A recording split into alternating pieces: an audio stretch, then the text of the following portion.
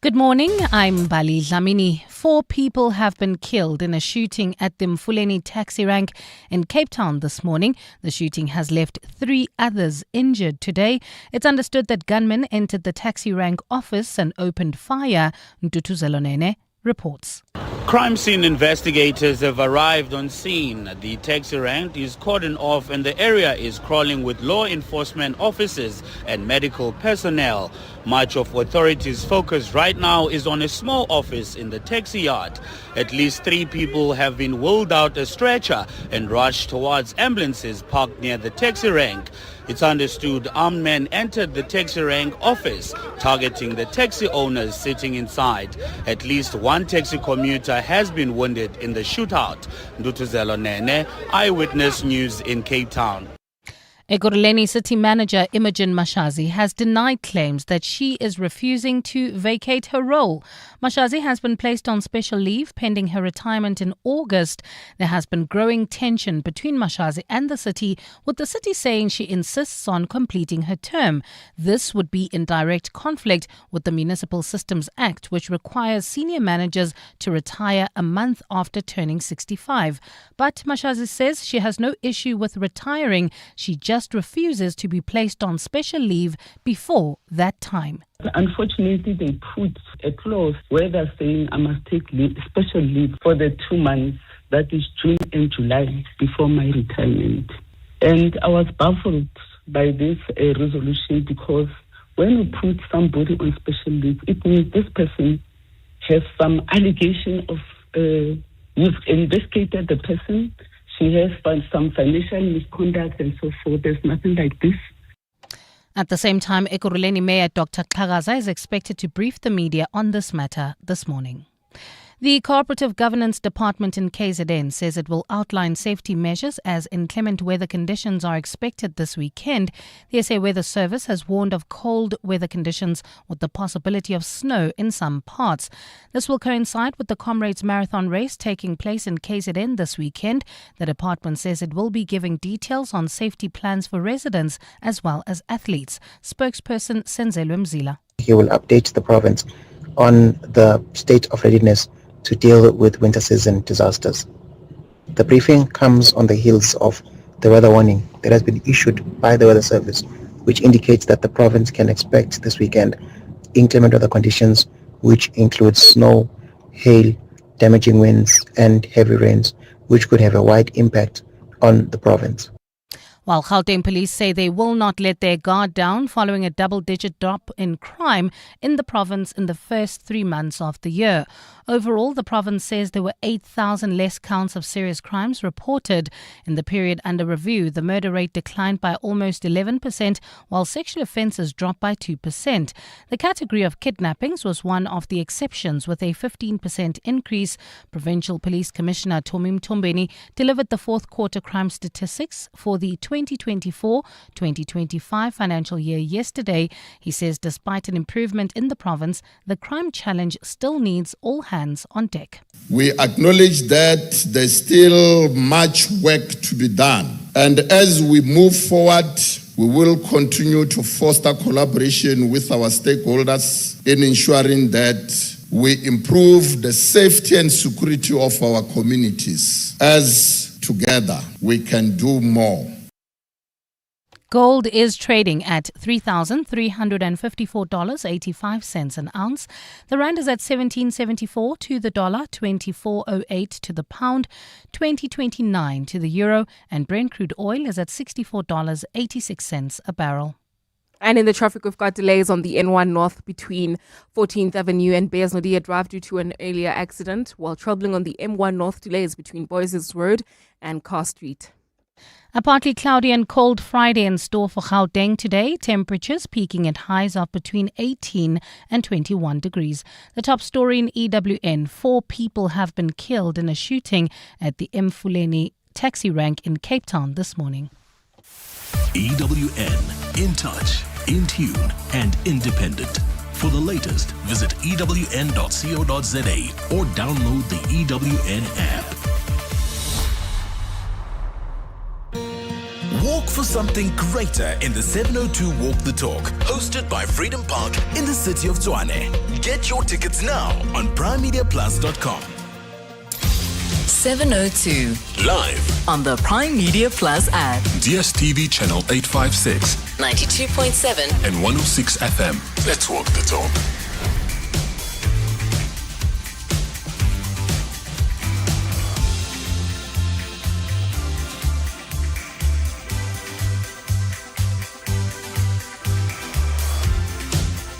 Good morning. Good morning. It is 6 minutes past 9. Welcome to the Clement Manyathela Show, the Friday edition.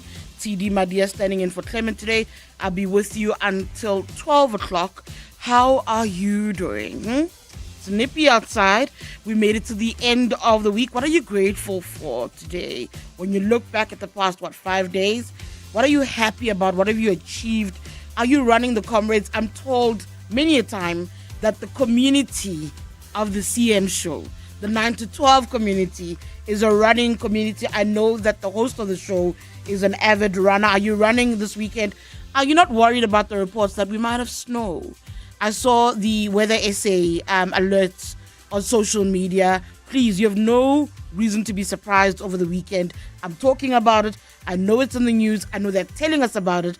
It's going to be it's going to be freezing weekend. Predictions that there'll be snow everywhere but in Limpopo.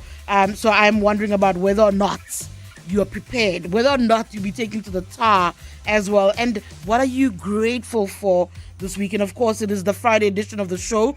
In the second hour, between 10 and 11, we have Across the Desk. We're going to be looking at student unions, their role, their history. What do they do now in modern day South Africa? They continue to influence a lot of who and what we are. They shape a lot of our young people's approach and engagement with politics. So we'll have that conversation between 10 and 11. And at 11, it's time for Adult Radio. Our relationship feature will look at how you can use emotional and psychological tools to enhance your sex life. But we start, of course, as per usual, with the open line. That's between now, 9 o'clock and 10 o'clock. I want to discuss the big, beautiful bill that broke the big billionaire bromance. Who's not talking about it? I couldn't even sleep last night. I mean, US President Donald Trump and his pal, his buddy or pal, Elon Musk, crashing out. Who can honestly say they were surprised about what's happened over the last 24 odd hours or so? Did we not know that these two narcissists will eventually turn on each other?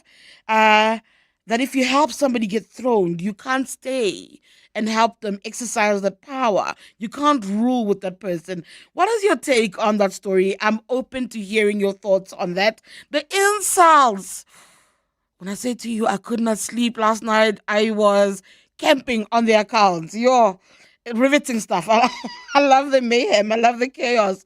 011 883 0702 072 702 1702. I want to get your thoughts on that crash out. And of course, I want to speak about the Minister of Higher Education. How can I not? 702 Let's walk the talk on 92.7 and 106 FM.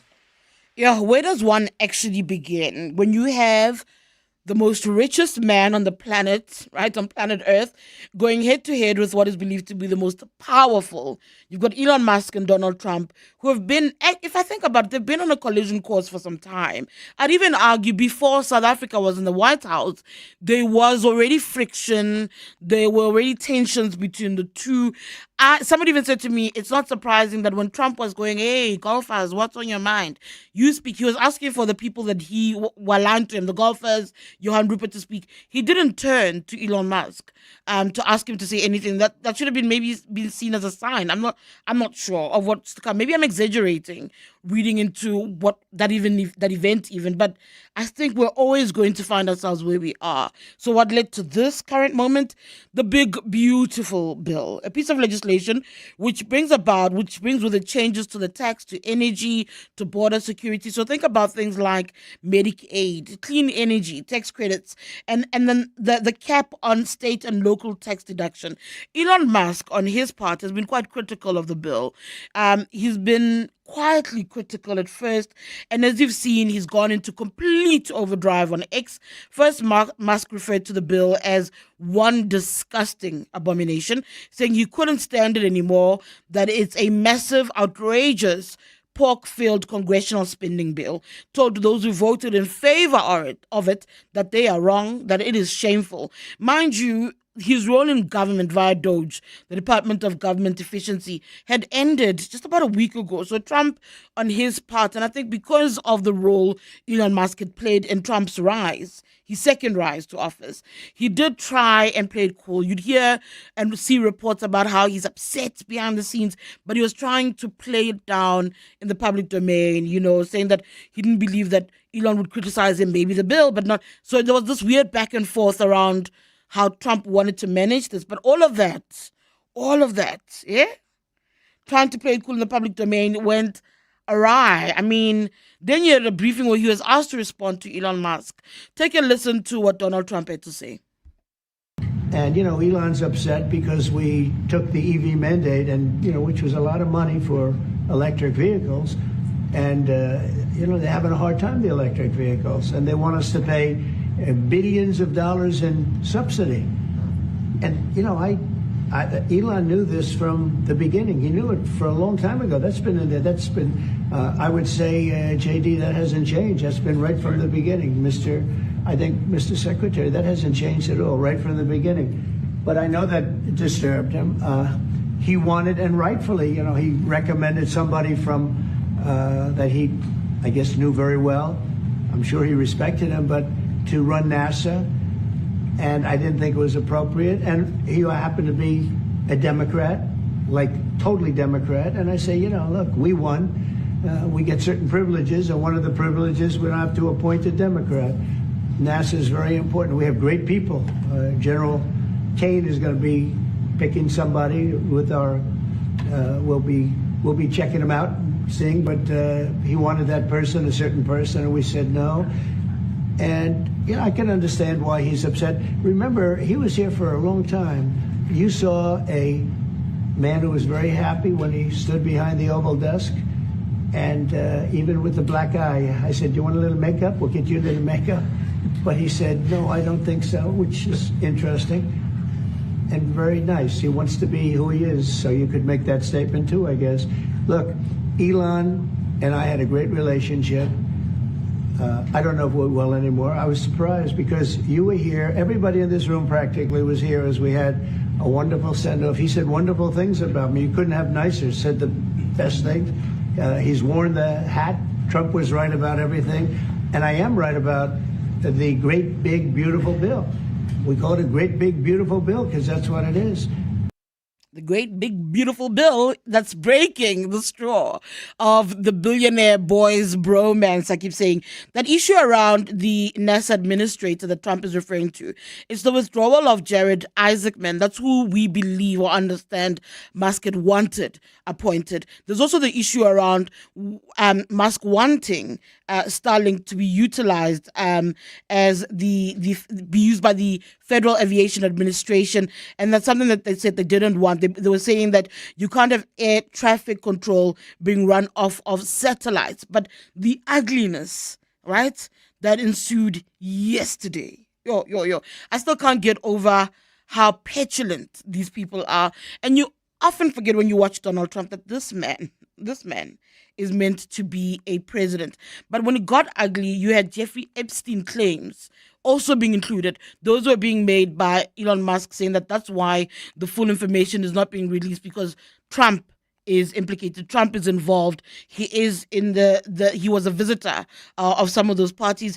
Elon saying that Trump also owed him his presidency. We know he poured millions and millions and millions into Trump's campaign. Trump, on the other hand, saying Elon is crashing out because he's been made to leave the White House. And he also lost out on electric vehicle mandates for vehicles, as Trump put it, that no one wanted. Never mind that Donald Trump was promoting the Tesla and telling everybody how much he loves the Tesla. My take As Mzondile Mpecha said yesterday, Umbeki Nkosi agabusi nayo. What did Elon Musk actually think would happen? Do you think that if you help put somebody in power, you will co-lead with them? I don't think that's how it works. And yes, I see all of you asking the question, what about the children in this divorce, the Amerikaners, the South Africans who took this trip, who wanted to be claimed, labeled refugees and went to the US? What happens to those people? That's a very important question mark. And yes, I see you all asking me about the Limpopo Juju magic, saying, what did we take with us when we went to the Oval with President Ramaphosa a few weeks ago? I mean, Angazi, I don't know. But on a more serious note, though, it does tell you something about the role of money and power in politics and people's power, right? Billionaires who try and buy people's power. And that Epstein comment that Elon Musk thinks he was telling us something. You're telling us more about you than you are telling us about Donald Trump, because you are willing to do away with claims that are tied to sex trafficking, pedophilia, sex pests. All of those things didn't matter until this fallout. Only today does that about this person's character matter to you. What does it say about you? They say when you point a finger at me, 3 others are pointing at you. That's my takeaway from this particular moment. 011-883-0702. That's the number to call in. 072-702-1702 for your voice notes and WhatsApps. 702. Let's walk the talk on 92.7 and 106 FM. Good morning, Tshidi. Regarding Trump and his left puppy, Elon. It was always going to end in tears and tragedy. Remember, even the days of Shakespeare, if two fools help each other to create havoc in this world, you must know that one of them is a stepladder. The other one, once he or she's up at the top, will kick the ladder very far, because he or she knows that this person who was colluding, conspiring with him or her, is very, very dangerous and should be kept very, very, very far.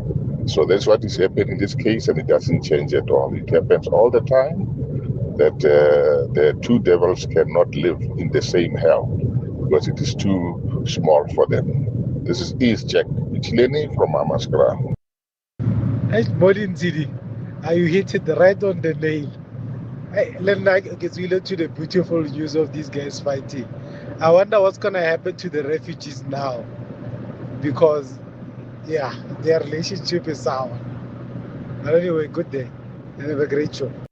Hi, Tshidi. On the Trump and Elon Musk beef, I generally don't like to entertain any conspiracy theories, but based on the events that have transpired over the past few months, anything is possible.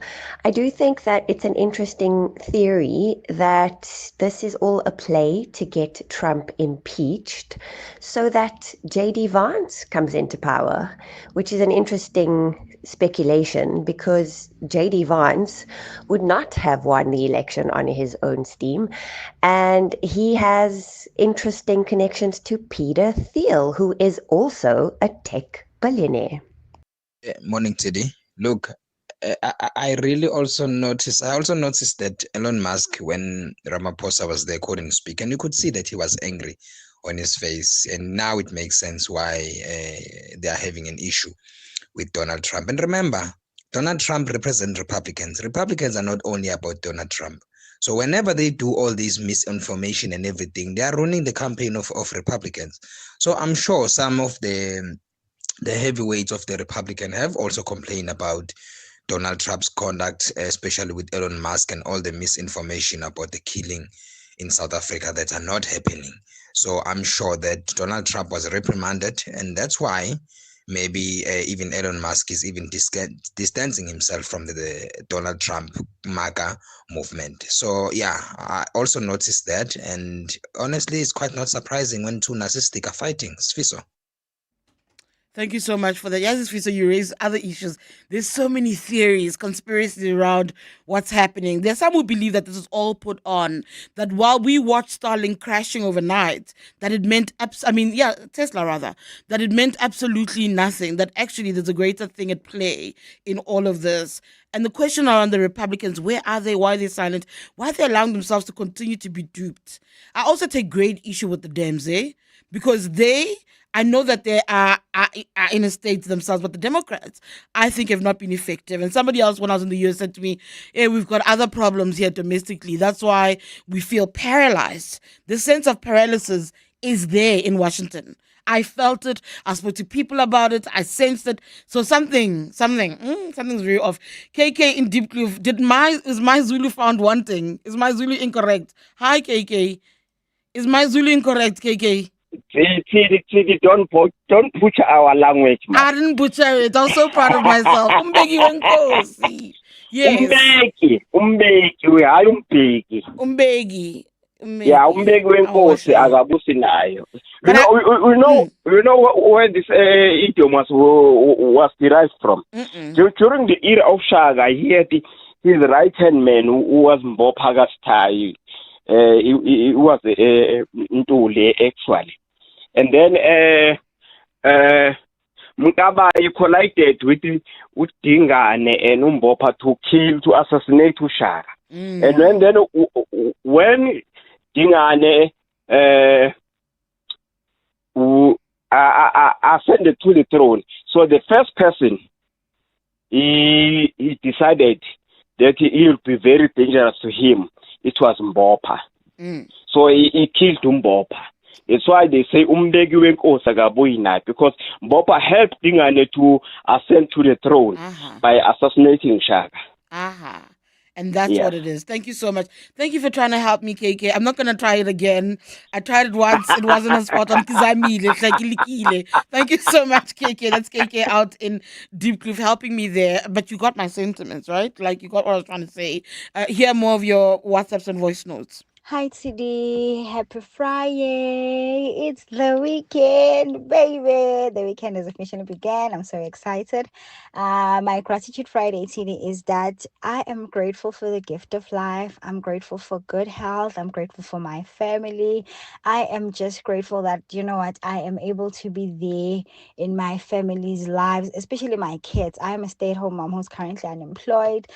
I'm grateful for those small moments. You know, sometimes in midst whereby we are faced with unemployment and all those things, we tend to dwell on the lacks that we have, you know, the things that we don't have, and stress about those things and forget that sometimes you are given that, you know, gift of time to spend it with your loved ones. So I'm grateful for that. I just came back to drop off my daughter at school. I'm so grateful for that, and I want to carry that positive energy with me, you know, for today and the rest of the weekend, that, you know what, celebrate the smaller things that you sometimes tend to overlook. So yeah, enjoy the rest of your day. It's Ngcaweni Pinoni. Bye. Thank you so much for that, Nomcebo. That is really beautiful. I think you hit it right there. Hey, sometimes we get so bogged down by the many, many things that are going wrong that we don't look at what else is going right and what time means and how precious, how absolutely precious it is. Thank you so much for that. What are you grateful for? What are you preparing for? Are you running this weekend?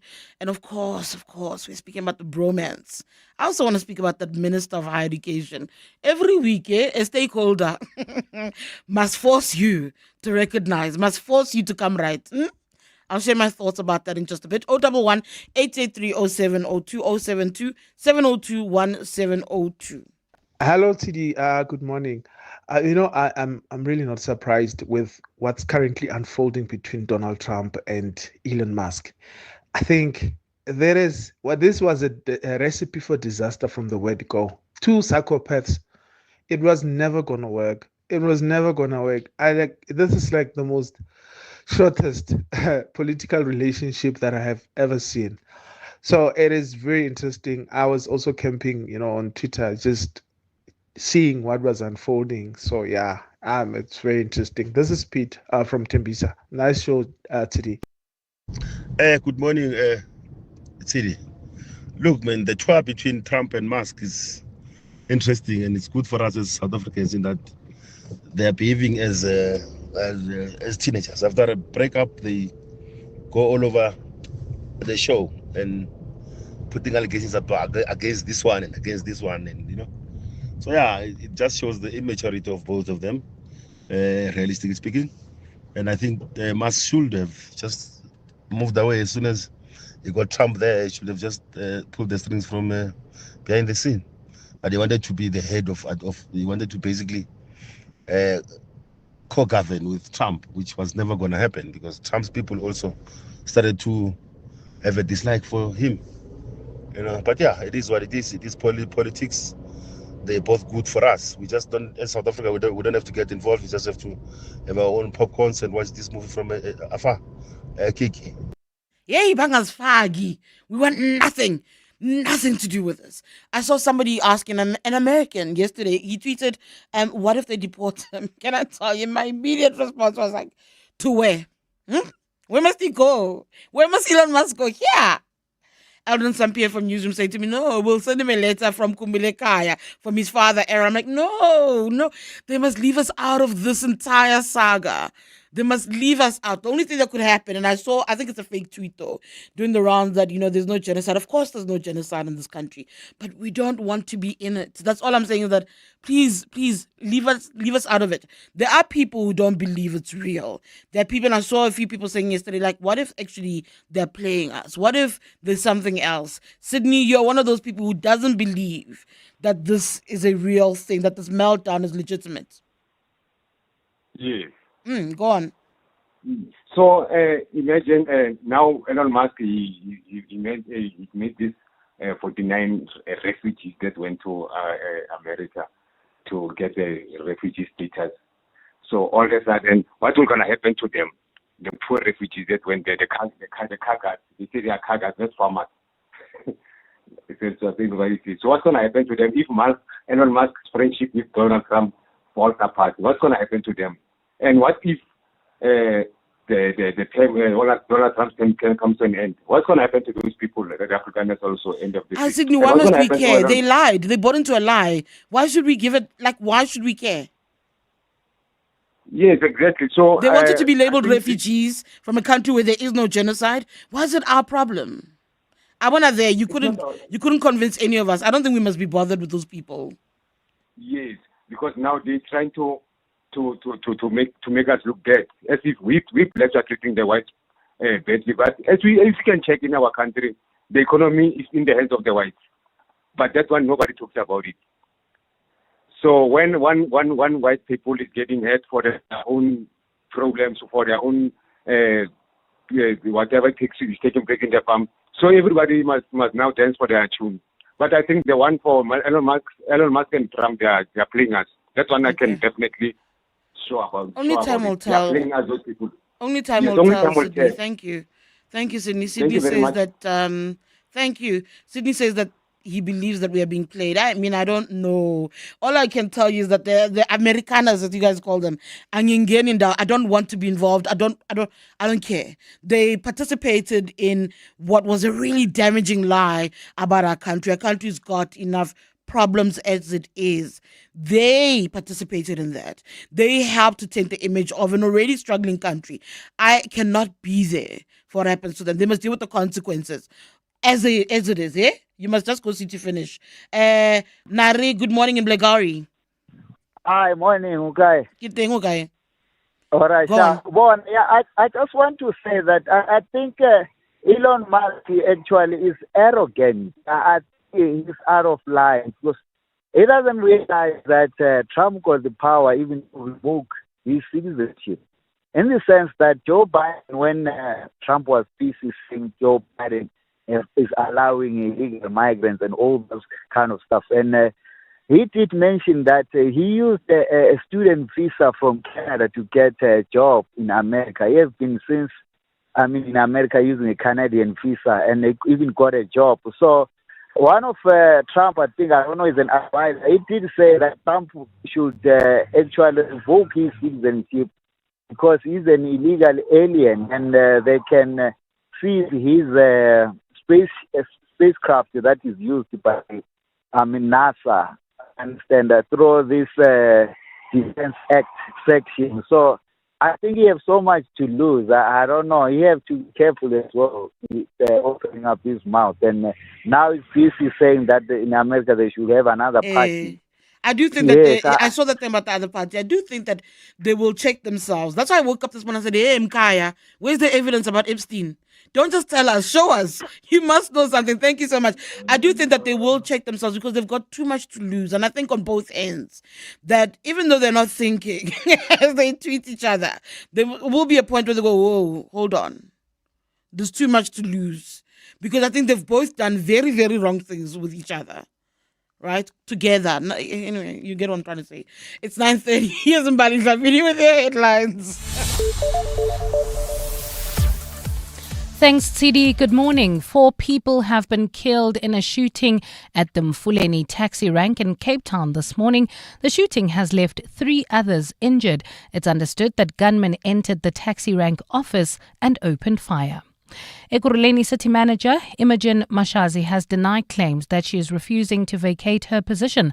Mashazi has been placed on special leave pending her retirement in August. There has been growing tension between Mashazi and the city, with the city saying she insists on completing her term. But Mashazi says she has no issue with retiring. She just refuses to be placed on special leave before that time. Those are the headlines. This EWN and more at 10 or as it happens. EWN Traffic. And traffic is brought to you by cars.co.za. Let's find what moves you. Vangeli, how are the roads looking this morning? Thank you so much, Sita. Very good morning. And, no major reported incidents, though we do have a bumper-to-bumper collision in Sandton, Woodmead, N1 South. The ever-troublesome N1 carriageway these days seeing an incident affecting traffic if you're coming from the Bacloon interchange. So it happened just before Rivonia Road off-ramp at nothing beyond 10-minute-long delays nonetheless. So please drive with ease. Free-flowing traffic for the most part. The early morning hustle and bustle has started to dwindle down, but there's still a bit of pressure, especially because of traffic lights out in the city of Johannesburg. Midrand at the R55 and Summit Road, K101 and Allendale Road in Midrand as well. Similar issues persisting in Alexander Township, Far East Bank Drive and Mulberry Drive, Archer and Witkoppen in Sunning Hill, Woodmead at Woodlands Drive and Woodmead Drive, as well as in the nation's capital. Traffic lights out at Hendrik Vervoort and Magmatite, as well as Monument Park, R21 and Solomon Mahlangu. No pointsmen or pointswomen at this point, meaning the responsibility falls on you to treat those as 4 stops. Remember to keep a safe following distance and be kind. Next traffic update will be in 13 minutes or as it happens. There's more EWN on air, online, and on the EWN app. Do you want to buy a Honda? Cars.co.za. Toyota or Mahindra? Cars.co.za. Do you want to sell a Cherry? Cars.co.za. Suzuki or Mercedes? Cars.co.za. Polo, Kia, Mitsubishi, Havel, Hyundai, Lamborghini. Buy and sell, it's very easy. All you got to do is type Cars.co.za. Cars.co.za. Cars.co.za. Let's find what moves you. Cars.co.za. Cars.co.za. Time to get avalicious, because they're just so nutritious. From delectable toast to fab salads, everybody loves Avos because they're super versatile. Plus, they're high in heart-healthy fats, vitamin K, and biotin, free from cholesterol and sodium, and can form part of a successful energy-controlled diet for weight management. And remember, green skin Avos remain green, while dark skin Avos turn purple-black when ripe. For avalicious recipes and more info about the South African Avocado Growers Association, visit avocado.co.za. Get ready, South Africa. The 129th Hollywood Bets Durban July gallops into Hollywood Bets Greyville Racecourse on Saturday, 5th July. It's more than a race. It's the heartbeat of Mzansi. This year's theme, Marvels of Mzansi, celebrates our rich culture, vibrant heritage, and breathtaking beauty. From thrilling horse racing to show-stopping fashion and powerful performances by Zolani Mahola, Lira, Mafigi Zolo, and more. Feel the pulse of a nation in celebration. Tickets are flying fast. Secure yours now at Ticket Pro. The Hollywood Bets Durban July. Africa's greatest horse racing and social event. Hey besties, welcome to my kitchen tour, or should I say my new walk-in wardrobe. Over here we have the pantry, now home to my jeans and shirts, all color-coded. Oh, and the air fryer, literally the perfect place for my makeup brushes. And who would have thought, the oven is the place to store my handbags.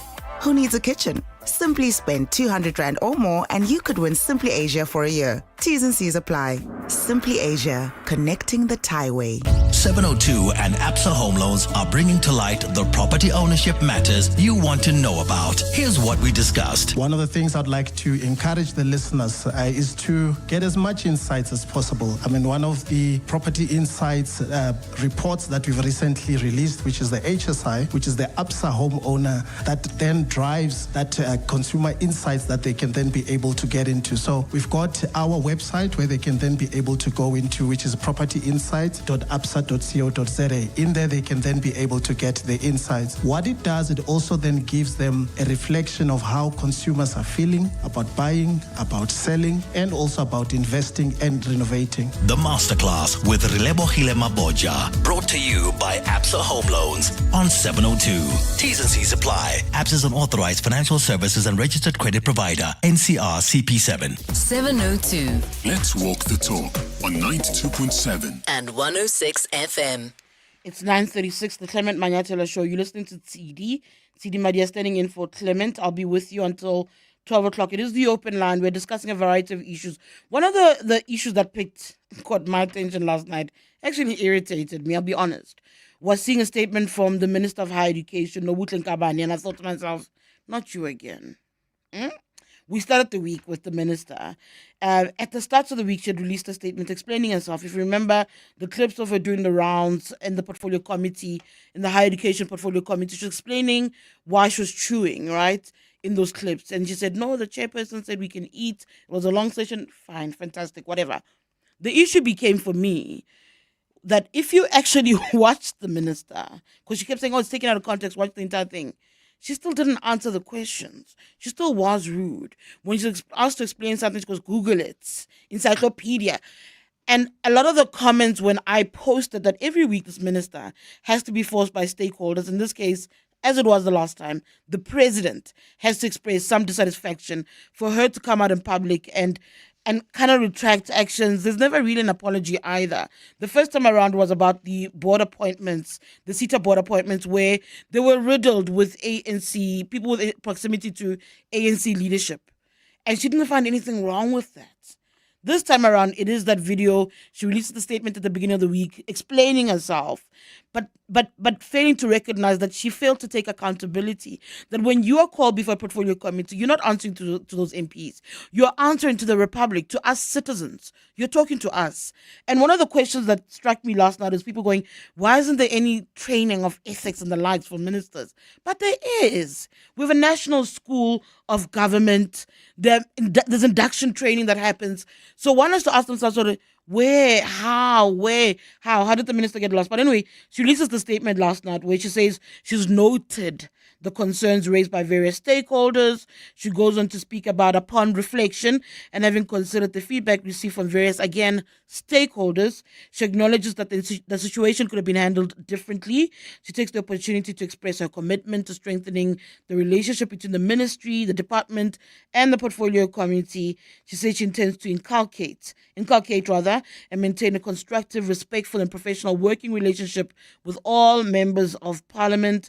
She remains committed to the principles of accountability, good governance, and cooperative governance. We can all say, right, after watching her, that none of those things were in play when she was in that particular, when she appeared before that particular portfolio committee. I'm inclined to call for many other things about this minister. But before I do that, I do want to bring in Busani Ngcaweni, who is the principal of the National School of Government, to speak about what is there? How do they prepare ministers, MPs, those who have public service to serve and to understand the importance of the role and not undermining the public, the electorate? Busani, good morning. Welcome to Radio 702. Thank you so much for your time. I mean, Busani, when people go, are these ministers trained? Are these MPs taught anything about ethics? What goes through your mind? Because the reason why that's raised in the public domain is because it's found wanting in those who are serving in the public space. Yes, good morning to you and your listeners. Well, yeah, we do train ministers. As we speak right now, actually, we have a whole legislature of Mpumalanga in training session on ethical leadership and legislative oversight. 2 weeks ago, we had a whole cabinet of Mpumalanga in the same program, and we run a variety of those in different provinces and also at a national level, including for the portfolio committees themselves. There is a compulsory ethics course which is online. It's compulsory for public servants. A number of ministers are doing that, and other members of parliament on a voluntary basis, because not yet compulsory for them, and we have a few of them who are registering it. Then the one that we do, which is a training, which is in person, we cover a variety of issues there with regards to ethics, not only ethics in terms of making sure that there is no corruption and so on, but ethics in terms of how one invests himself or herself in the responsibility that they are given in the republic. And we get very interesting feedback out of it. We even touch on issues of unlawful instructions. There is the memo, the Public Service Commission takes that module, and there's a memo, and they quote all a variety of laws with regards to giving the unlawful instruction.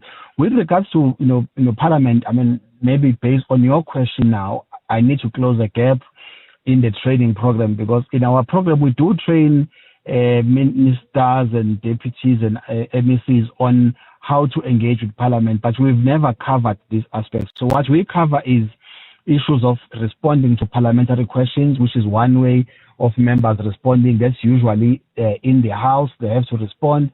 The leader of government business does the monitoring of that. Just 2 weeks ago, we had all parliamentary liaison officers of ministers in a training session talking about parliamentary questions and their responsibility thereof, because the leader of government business, who is the deputy president, does the report to cabinet every fortnight on outstanding questions, and we all see in the newspapers when different members of parliament will show that a particular minister hasn't responded to parliament. The second part we talk about is their responsibility in relation to appearing when there is legislation or bills, or when their budgets or other member statements are being discussed, and also how they engage in the parliamentary in committees. What we have not done, I admit, is then how do you manage a situation like that one that arises in a parliament setup, and how do you as a member of the executive respond to that? For example, you can't as a minister, if people are throwing bottles and so on, we know all these things that happen in parliament across the world. Actually, there's an expectation that if you're in the executive, you might not do that, and we've seen how it has been done in other countries. So it's an aspect that we haven't really dealt with. I will say, from what you have said on your preamble, maybe the behavior stuff, and it's something that we will cover. But generally on issues of ethics, we do take ministers and other elected officials through it, and in the majority of cases they are responding very positively to it. All right, Busani, I'm going to let you go. Thank you. That's Busani Ngcaweni, principal of the National School of Government. I hear him saying that they haven't dealt with the issue of behavior, but actually, if we're being honest, you don't have to teach an adult to treat other adults with respect. The minister should know that by now. For me, Mr. Ngcaweni purely serves ANC National Conference desires. It's got very little to do with the portfolio and the job at hand. A lot of her actions speak to me, as somebody who covers politics, to 2027. It speaks to me with who she's aligned to and why it's important to try and get KZN on their books. That's all. All her actions, guys, please pay attention, are about the ANC's National Conference, that minister. And that bothers me. I'm also very worried that here's a minister who very soon will not be allowed to set foot on any of the country's institutions of higher learning. She's isolating herself. She's making it difficult. And she is somebody who, when her sword falls, and I think it will, she'll have no one to blame but herself. At every turn, I look at the Minister of Higher Education and I think, geez, you don't belong there. You have no interest in your constituency. You're worried about 2027 for a party that's at 40%. Yes, sis. 702 Afternoons with Relebogile Mabotja, 1 to 3 p.m. How different is that part, as in what is happening with the Utsiki ceremony in Xhosa and the process of Kholaya in Sepedi, Setswana, and all of those things? How are they different? Those things are part of all the African rituals where uzotya utsiki uthathwe usiwe endlini nabomama qha. So you are being brought into and initiated into being a wife. Definitely, you are introducing your new self to everybody that sees you, that this young woman is now someone's wife. Healer and co-host at Izigo Liga Gogo Numkulu Gogo Hlanganisa. 702 Afternoons. With Relebohile Maboja. Let's walk the talk. If you knew the future, you'd be brave. Well, now you can be with Volvo's guaranteed future value. Get your EX30 from 9,999 per month, and after 48 months, return, upgrade, or keep. It's safe to be brave with Volvo. Based on 6.13% interest, 48-month term, 10% deposit, and 52% GFE. Initiation fee of 127.50 and monthly service fee is 69 Rand. Total cost of credit is 904,500. Finance officer subject to approval from Volvo Car Finance, a product of Westbank, a division of First Rand Bank Limited, an authorized financial services and registered credit provider. NCRCP 20. T's and C's apply. Dear Journal, trying to be an adult, day 3,247. My financial advisor asked if I was expecting any inheritance. I said, I don't have a trust fund, but I trust that funds will find their way to my bank account. He was not amused. Recently removed from the family payroll?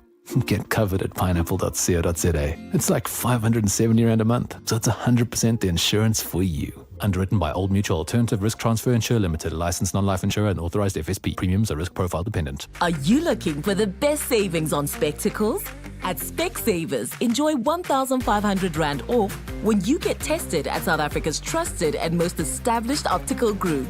Get 1,500 Rand off all frames in store, or use your 1,500 Rand off on our leading lens enhancements, such as drive light lenses that reduce artificial glare whilst driving.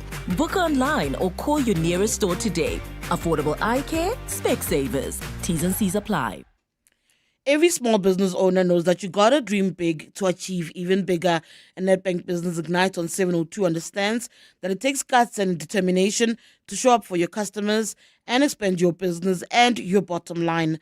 That's why we are looking for all the SMEs of Gauteng that dare to reinvent, expand, and shake things up. You could win 200,000 Rand in cash and a 200,000 Rand advertising package to help you chase your small business dreams. So, if you're a small business that dares to level up, enter on igniteyourbusiness.co.za for Nedbank Business Ignite on 702. T's and C's apply. Nedbank, an authorized FSP and registered credit provider. Join us. Let's walk the talk. This is 702.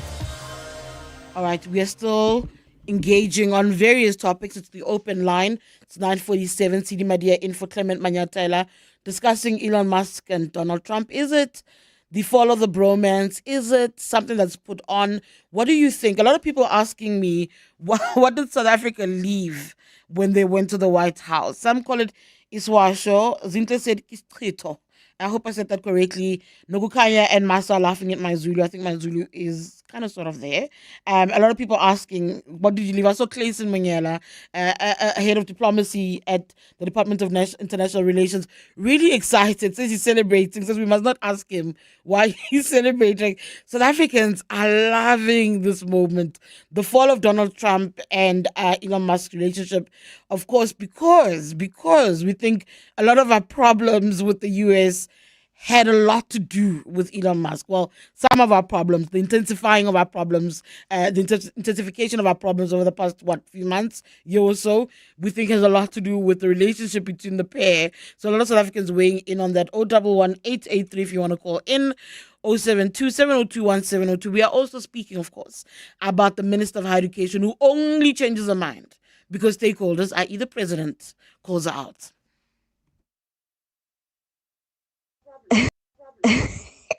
Yeah, Tshidi.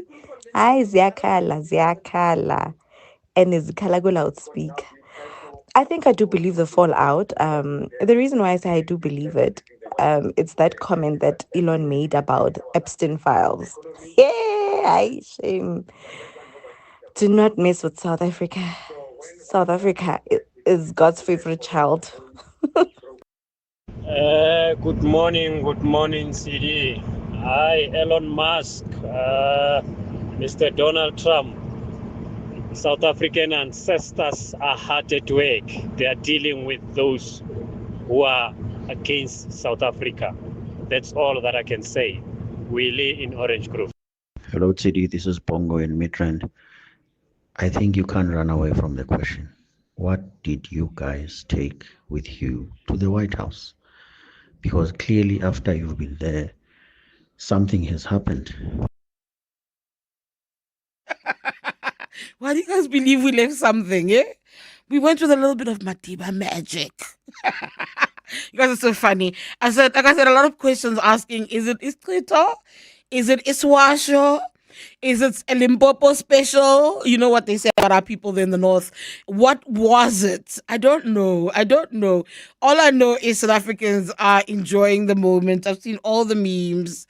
But I do think, again, going back to that Epstein issue, for me, that's where it's really serious. For me, having those kind of allegations and Elon Musk pretty much saying to us he was comfortable with a man who could have been involved in sex trafficking, pedophilia. He was comfortable with all of that until this fallout. That's a massive problem for me. It's a massive indictment on all the characters of all those leaders who are working with each other. There's also this weird theory about the tech billionaires and what's happening and how Trump is useful for only a small period of time and that JD Vance is in the background. There's this theory, right, around what needs to happen. Think about those Project 2025, hollowing out the state. All of those things are part and parcel of the conspiracies that are currently at play. Here are more of your voice notes. Hi, Radio 702. I just want to give an alternative idea to the spat between Elon and Donald Trump. Now, Elon got a very bad reputation when he joined the Republican Party in order to run Doge. I mean, he upset a few people. They even torched some of his showrooms and cars. So just think about it. Maybe this is all planned on his exit to create this sort of feud between the presidency and Elon's businesses, so that they are not seen or talked about. Oh, it's Elon, he has the ear of the president type scenario. He wants things to return to before he got into politics. So maybe this is just all a ploy to gain favor. It's like a public game, and I mean, I wouldn't put it past him. That's something I would do. Good morning, City. My favorite political journalist. I would like to wish my colleague Stephen Dlomo all the best. He will be running Comrade this Sunday. The whole company, Renas Logistics, is behind him. Thank you very much. Peter Maila Machaba from Letswata. Peter, we wish Stephen Dlomo all the luck, all the stamina ahead of that race over the weekend. That theory that this could be, going back to Elon Musk and Donald Trump, that theory that it could be orchestrated is interesting. But I always ask myself, are our political actors that good at acting, at pulling a facade? People said the same thing when Floyd Shivambu, not trying to bring the EFF in, but when Floyd Shivambu did leave the EFF, people said, oh, no, this is a gimmick. And I said, is Julius Malema that good an actor? In this case, I'd have to ask, is Donald Trump that good an actor? This is now based on the engagements he's had. I do think he tried to keep it on the low. I think he tried really hard not to engage at some point. I don't know. I'd have to believe that they're that convincing to believe that that's a possibility. I can't put anything past anybody in the political space. Hey, those people are capable of doing literally anything. Here are more of your thoughts. Good morning, Tshidi. This spat between Elon Musk and Trump, wow, I guess it was really only a matter of time. And I think the valuable lesson that Elon is going to learn from this is that privilege can only take you so far. Cheers. King here. CD John here from Randburg. On the downside of this whole war between Donald Trump and Elon Musk is if Donald Trump cancels the refugee program, please, let's pray that he doesn't. The problem with Elon now, he's trying to blame Trump, to say Trump is in a Jeffrey Epstein's file, and all of those things. But he was there campaigning for him. He even ran a lottery, giving people R1 million to go and vote, and then to go and vote for Trump. So now he's like, now he didn't get his own way because Trump he knows how to use people. Didn't get his own way now. Now he finds himself very much more in the other side. He think that he was going to be treated special by Trump. If he knows about this information and the first hand, why is not campaigning for the impeachment of him? Why did not support Kamala? He's trying to be a hypocrite now. Thank you. Put him in Rustenburg. Hi, TD. This is Disco from Midrand. Elon is one tweet away from saying, I lied about the genocide. Watch this space. Yeah. Or talked about, hello 72, hello my crush, this is Siabonga here speaking. All I can say about Elon Musk and America is karma never forgets the address. And again, we as Africans, we are the chosen ones. So you can't play with God's children and think you can get away like that. Guys, Africa is the chosen one. In Africa, we get all the nutrients, all the minerals, everything. It's here in Africa. We are the one exporting those things to Europe. So what's happening in the White House right now? It's karma. It's karma, baby. Did you say my crush? Anyway, yeah, karma never forgets the address, they say. And maybe that's what we are watching. You know what I think South Africans should never forget? Because you guys also love being exceptional. Eh? You like being the exception to the rule. We mustn't forget that we are a country riddled with problems. As this unfolds, this might not work to our benefit in any way. We are just observers of the madness, the mayhem. I always think about the Rose Garden briefings during COVID. Those are my favorites because it'll always make me feel better because I'll say, oh, Rakowisha, it's bad.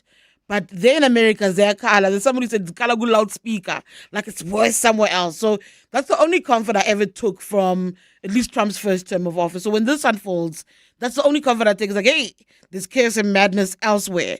But it doesn't make our situation different. Until Trump goes, actually, those are full-on lies. You know what I mean? Until we can actually get some benefit from this. I'm just like, I singen in Dao. And Elon mustn't come here. Maybe go to Canada, but not here. Thank you so much for all your inputs. Every time we're on the radio, we're not just talking. We're turning words into actions. Actions that change communities. Actions that make a difference. And every time you tune into 702, you're not just listening to the radio. You're in conversation with us. And your voice matters. You're on a journey with us. And every step we take counts. It's these steps that not only help us grow as individuals, but also bring us together as a society. Through the good times and the bad. Every step gets us closer to the South Africa we want to be. So keep walking with 702 and let's make this a journey to remember. 702. Let's walk the talk. To the itchy, watery eyes, the cough, the sniff and sneeze, and the hives, we say unite against allergies. Keeping those allergies far away. Sniffs and sneezes out of our way. We're feeling better with Damazin once a day. For 24-hour allergy relief, speak to your pharmacist about Damazin. Damazin gets it done. Perhaps you want to impress your friends with your Mercedes-Benz or enjoy your Kota in a Toyota. Maybe it's time to get rowdy in an Audi. Or raise the bar with a Jaguar. Whichever car starts your party, you're bound to find it at Bidvest McCarthy. We have all these brands and so much more. You're guaranteed to find what you're looking for. Bidvest McCarthy. Our people deliver. Always. It all starts with FNB Private. With secure, easy payments for a hassle-free overseas holiday. Tap, swipe, or go digital with your FNB Visa cards. Earn rewards when using your FNB credit card or global account debit and virtual card. You can even fund your global account on the FNB app while traveling. Make the most of every moment. Unlock invaluable with FNB Private. Help changes everything. FNB, a division of First Rand Bank Limited, an authorized FSP and credit provider. TC's own rules and limits apply. The time to honor our past and step into a shared future team is team is here. Corporate hospitality and team entries for this year's 702 Walk the Talk are now open. Bring your colleagues together on Sunday, 27 July, to walk through the historic Freedom Park Heritage Site, past national landmarks, and finish at the Union Buildings. To book hospitality, email hospitality@raceoffice.co.za. For corporate entries, visit primediaplus.com. Entries close Friday, 18 July, 702 Walk the Talk, hosted by Freedom Park Heritage Site in the city of Tshwane, where footsteps become footprints. This is EWN. Good morning, I'm Bali Dlamini. A mass shooting at the Mfuleni taxi rank has sent shockwaves across the township. It's understood that unknown gunmen entered the taxi rank office in Cape Town and opened fire on people who were sitting inside. The latest from police is that 4 people have been killed while 3 others were left injured. Ndutu Zelonene has more. Distraught family members of victims of the mass shooting have arrived at the scene. The area has been cordoned off with crime scene investigators busy combing the area for clues. Eyewitness News spoke to residents staying close to the taxi rank, and this is what they had to say. I was on my way to the taxi rank when I heard gunshots, but I wasn't sure where it's coming. I saw the blue lights, the ambulances, and they were shooting, and I have to go back home because there's no way that I can go to work. Minibus taxis have resumed operations after grinding to a halt earlier. Ndutu Zelonene, Eyewitness News at the Mfuleni taxi rank. Ekurhuleni City Manager Imogen Mashazi has denied claims that she is refusing to vacate her role. Mashazi has been placed on special leave pending her retirement in August. There has been growing tension between Mashazi and the city, with the city saying she insists on completing her term. This would be in direct conflict with the Municipal Systems Act, which requires senior managers to retire a month after turning 65. But Mashazi says she has no issue with retiring. She just refuses to be placed on special leave before that time. Unfortunately, they put a clause where they're saying I must take special leave for the 2 months, that is June and July, before my retirement. And I was baffled by this resolution because when we put somebody on special leave, it means this person has some allegation of, you've investigated the person, she has some financial misconduct and so forth. There's nothing like this. Ekurhuleni Mayor Dr. Xhakaza is expected to brief the media on this as well as other matters this morning. To this now, the Department of Agriculture has ordered vaccines for foot and mouth disease to cover the most affected area, which is KZN. This comes while assessments as well as tracing efforts of the outbreak continue in Gauteng. This week, livestock farmers in KZN called on government to declare the foot and mouth disease outbreak a regional disaster. The disease can affect cattle, sheep, goats and other cloven-hooved animals, but poses no direct health risk to humans. It does, however, pose the risk of shortages in the supply of red meat across the country. Agriculture Minister John Steenhuisen. Foot and mouth, of course, has been with us since 2016, and we've seen provinces come in and out of foot and mouth status. It all comes down to adhering to the biosecurity regulations that govern the movement of animals as well as the auctioning of animals. Police in Limpopo have arrested 4 foreign nationals accused of being part of a highly organized cross-border smuggling ring. The men were busted during a raid yesterday while driving from Cape Town to Malawi. Police and private security firms intercepted the truck near the Polokwane Way Bridge, and what followed then was an 18-hour search. Inside the trailers, officers recovered chopped-up parts of a Ford Ranger which was stolen in Inyanga, 60 stripped motorcycles and electronics suspected to have been taken from several Western Cape police stations. Provincial Commissioner Lieutenant General Thembi Hadebe commended the successful operation, pointing out that this breakthrough represents a major victory against sophisticated criminal networks that have been exploiting our borders to traffic stolen goods. And emergency service teams are on high alert across the country with icy and wet weather conditions expected across South Africa. The SA Weather Service has warned of a powerful cut-off low system which comes with the possibility of rain. Cape Town gets its first hits first early tomorrow with near gale winds and icy rain by Monday. Mongezi Koko reports. While forecast models differ on exact snowfall in Gauteng, the Weather Service is warning residents to prep for extreme conditions. Travelers are being urged to plan ahead with possible road closures and icy patches, especially on routes in and out of Gauteng from Monday.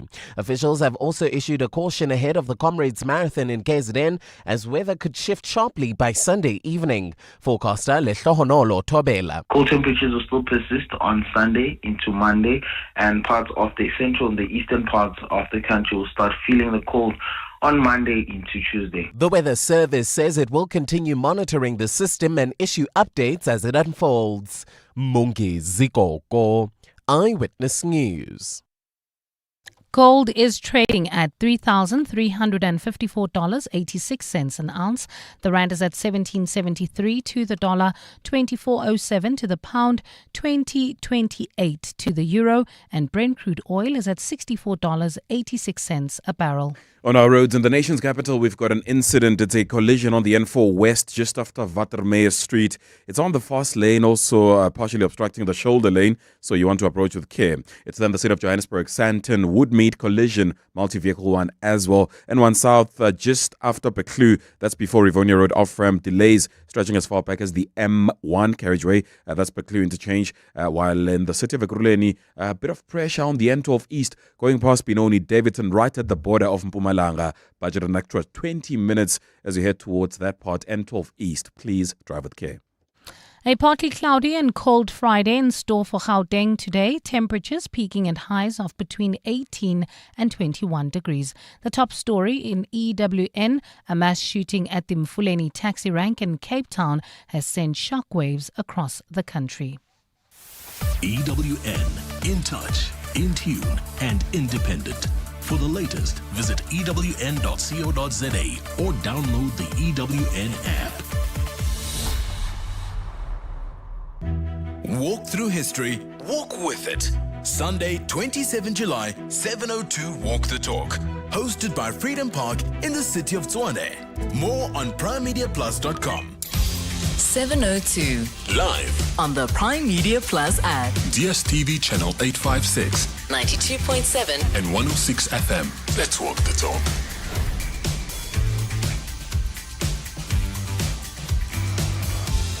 Seven minutes past 10, we are through to the second hour of the Clement Manyathela Show. My name is Tshidi Madia. I'll be with you until 12 o'clock, after which you've got the midday report with Mandy Weena. We are going to have across the desk, we're going to speak about student unions. It is Youth Month, so at times like these, we look at how young people are affecting the politics in our country. And of course, a little bit later on, remember, it's Adult Radio. We will be having our usual sex focus, where we look at emotional and psychological tools to ignite your sex life. But for now, though, we'll be speaking about student bodies. You are more than welcome to also call in to ask them questions, to comment on their role in South African life on 011 883 0702 072 702 1702. 7:02 Let's walk the talk on 92.7 and 106 FM. All right, welcome to Across the Desk. I'm joined by at least three student leaders speaking about, well, young people, to speak about student organization and their role in the context of modern day South Africa. Student unions continue to play a vital role in shaping the educational and socio-political landscape of the nation. Among the most prominent of these are the South African Union of Students, the Congress of South African Students. You also have the DA Students, that's a students organization, and think about it, the EFF has made even larger its student formation. It's made it a little bit larger, reaching even young people outside of institutions of higher learning. On the lines, though, via Zoom, I'm joined by Asive Dlanjwa, the national spokesperson for the South African Union of Students. I'm joined by Kamogelo Nkosi, president of the South African Students, as well as DA spokesperson Karabo Khakhau, to speak about all of this. Good morning to you all. Thank you so much for your time. I will actually start with Kamogelo, who represents, of course, COSAS. Kamogelo, this is starting with very young people. I mean, COSAS, from my understanding, speaks to learners. Let's speak a little bit about what COSAS is and what it represents. I mean, when you look at when you listen to particular politicians, some will tell you they started in politics via COSAS days. Kamogelo? Okay, no, thank you very much, and greetings to the listeners of 702 FM. My name is Kamogelo Nkosi, the President General of COSAS. Congress of South African Students is an organization that represents the learners, particularly in South Africa. The organization that pushes the interests of the learners in the country. So, by the way, COSAS is an organization that is working the interest of learners in our country, that is making sure that learners that are being treated good in our schools. Learners they get proper education. Learners their interests that have been made. When there are some of the issues that those need to be resolved at the schools, those learners that have been represented by COSAS. Thank you. All right, thank you so much.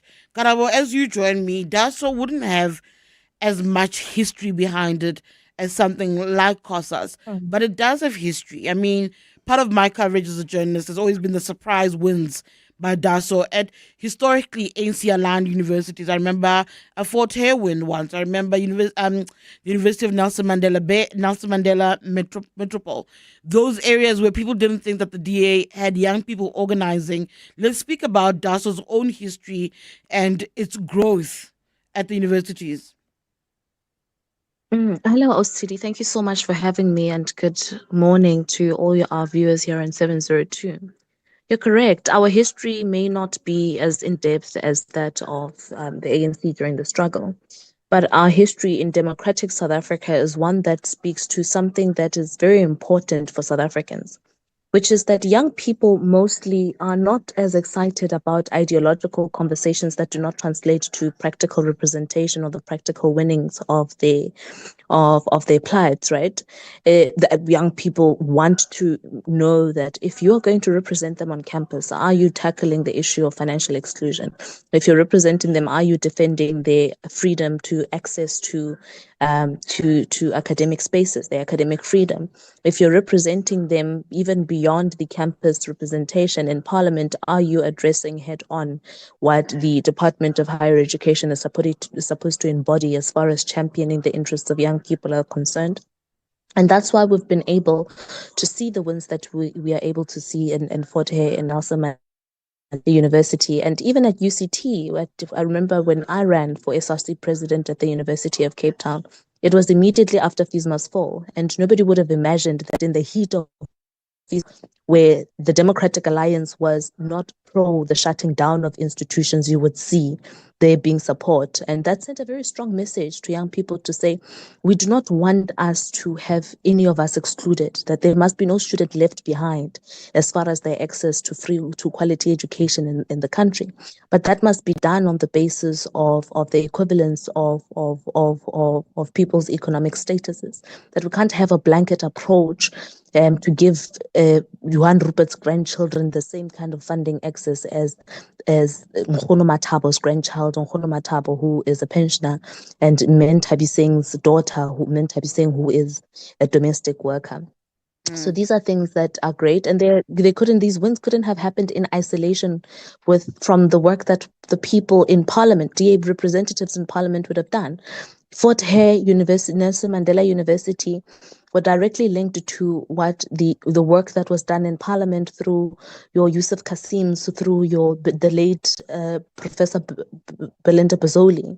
And even now, the conversations that are happening within the Department of Higher Education as far as Parliament representation is concerned are very important to holding the aspirations of young people to the fore. So these are things that are very great, and it's very important for student formations to not exist only on campuses, but for their existence to be directly linked to the powers within parliament, the powers within the executive arm of state, to make sure that there is a full-fledged all hands-on-deck approach to dealing with issues of NSFAS, paying out payments, student accommodation, the allowances that are supposed to be paid in time, making sure that there's good quality infrastructure across campuses, making sure that the quality of qualifications that students are studying towards, particularly at TVET colleges, are up to standard, because we know that there's always a question around the study of business studies, the study of mechatronics across TVET colleges that is not up to scratch with what the market dictates is the standard of learning that is supposed to be produced. So when we look at CETAs themselves and the role that they play, as far as the empowerment of young people is concerned, the fight thing to ensure that there is a depoliticization of the problem, making sure that the Minister Ngcaweni does not operate in an aloof manner as she is, where she's in her own bubble, where the rest of the country is crying to say CETAs have been corrupt, CETAs are captured, CETAs are not empowering young people to make sure that young people get skills that translate to the absorption of young people into markets.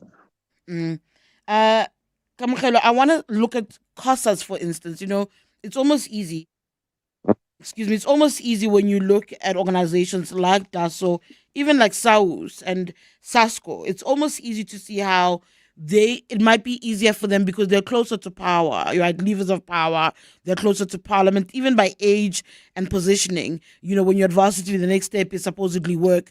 But when you're representing younger constituencies, younger people, learners, for instance, how do you then exercise your power? What is the role of trying to represent them and influencing decisions, even the Minister of Basic Education, to make sure that your constituencies' needs are actually attended to and catered for?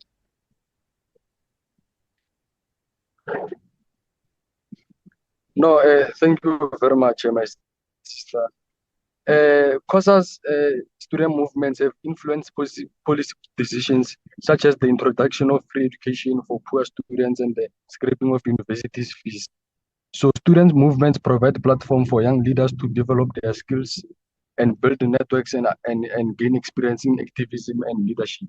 So those are the things that we have policy. When we go to the policy conferences, we influence that these are the demands that those we want to be made in the government, such as maybe for an example, starting today, government schools who are no longer paying school fees. The school fees is for free. It's just only for private schools, those who are paying the school fees. So government schools, we have influenced that starting from, in fact, it was last year. Yes, school fees were no longer to be paid in all public schools. So those are the things that those are the things that we influenced it. So as COSAs, we're very disappointed whereby the minister is not taking our issues serious. We've marched to the department. Your line is really bad, Kamogelo. I want you to hold on, Kamogelo. Whereby we've to deliver that the Kamogelo, I'm gonna try ask them to put you on the phone line. That line is a little bit choppy. I want you to be able to speak properly and to hear you as you ventilate what the frustrations that you're having with the minister might be. So in the meantime, while I ask them to sort out your line, Karabo, I want to come back to you. DASO wasn't involved in the ideas around shutting down some of the campuses. Doesn't that then speak about a DASO that's detached from modern day youth problems? Because part of what you do is to represent young people and what their struggles are. Sure. The fees must fall and decisions around shutting down universities came from frustrations. It spoke to the political landscape at the time and what young people were expressing and being stressed about. Doesn't that then suggest that you have a DASO that might be removed from the problems of everyday South Africans? That is certainly not the case, and I can see where the idea comes from. I think it's a fair question to ask, Tshidi. But the truth is this, right? You cannot, in a fight for access to education, shut down the same access that you are asking for.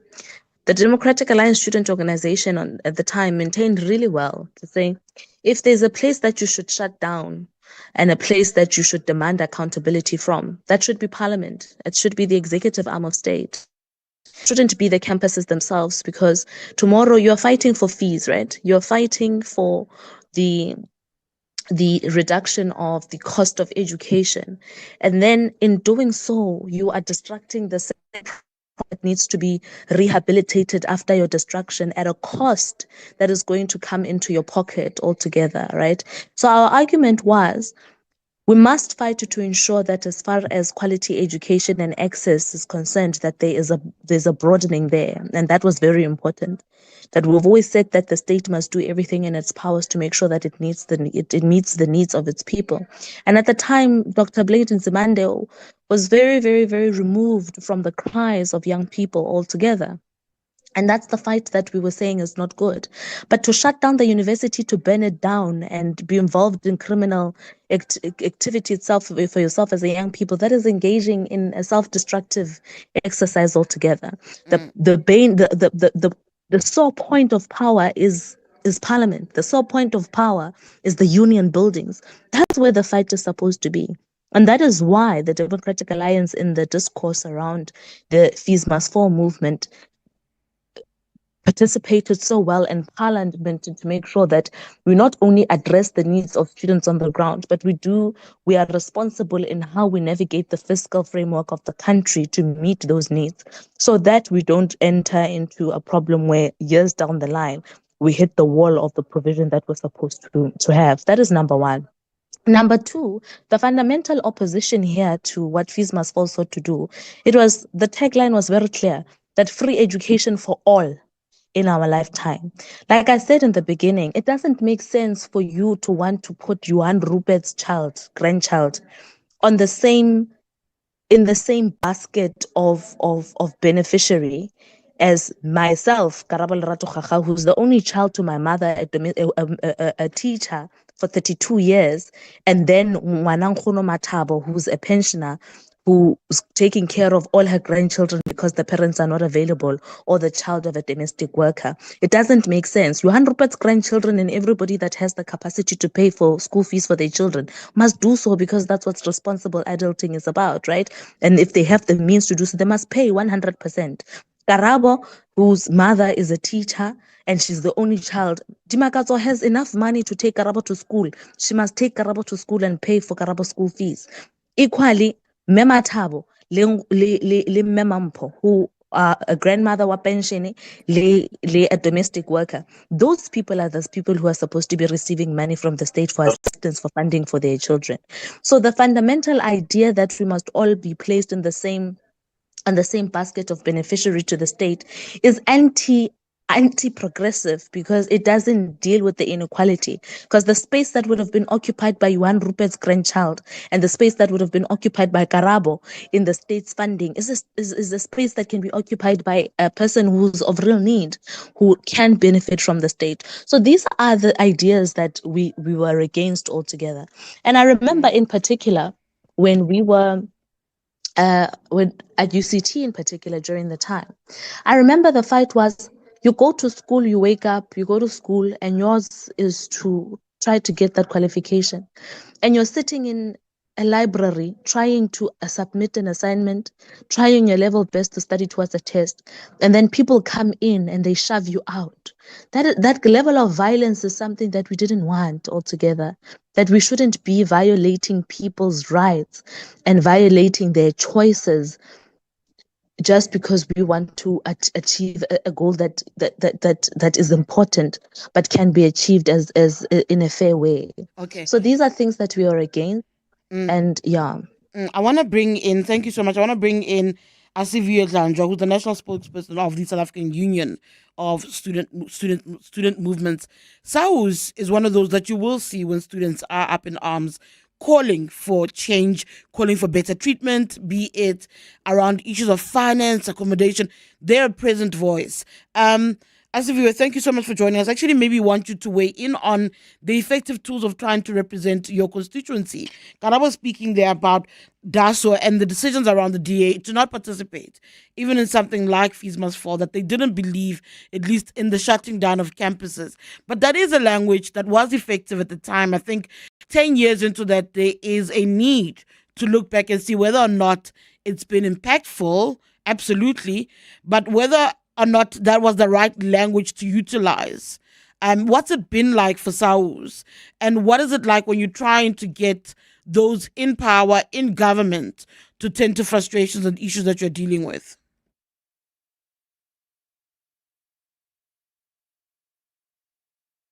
Asive? Asive? I Sorry don't know. about that. Yes, I it's okay. was Unmute. It's muted. all good. It's all Yes, good. sorry Welcome. about that.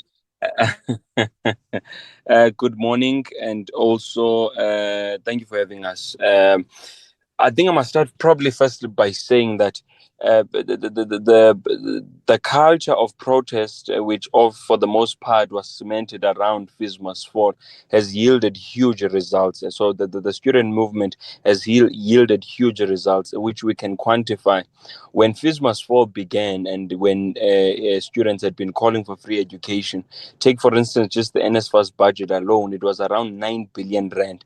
And 10 years later, that budget is sitting at 56 billion rand. I can think of very few departments and very few spending items that have grown exponentially to that extent. And that was not an organic growth, that was directly due to the pressure and the work that had been done by young people for the most part, through protests, because it was from that in 2018, 3 years later from the first Fees Must Fall installment, the budget would balloon from 9 billion to 43 billion rand. So the point that I'm making is that it has yielded huge results. You've got more than 90% of households right now who can afford to send their children to institutions of higher learning.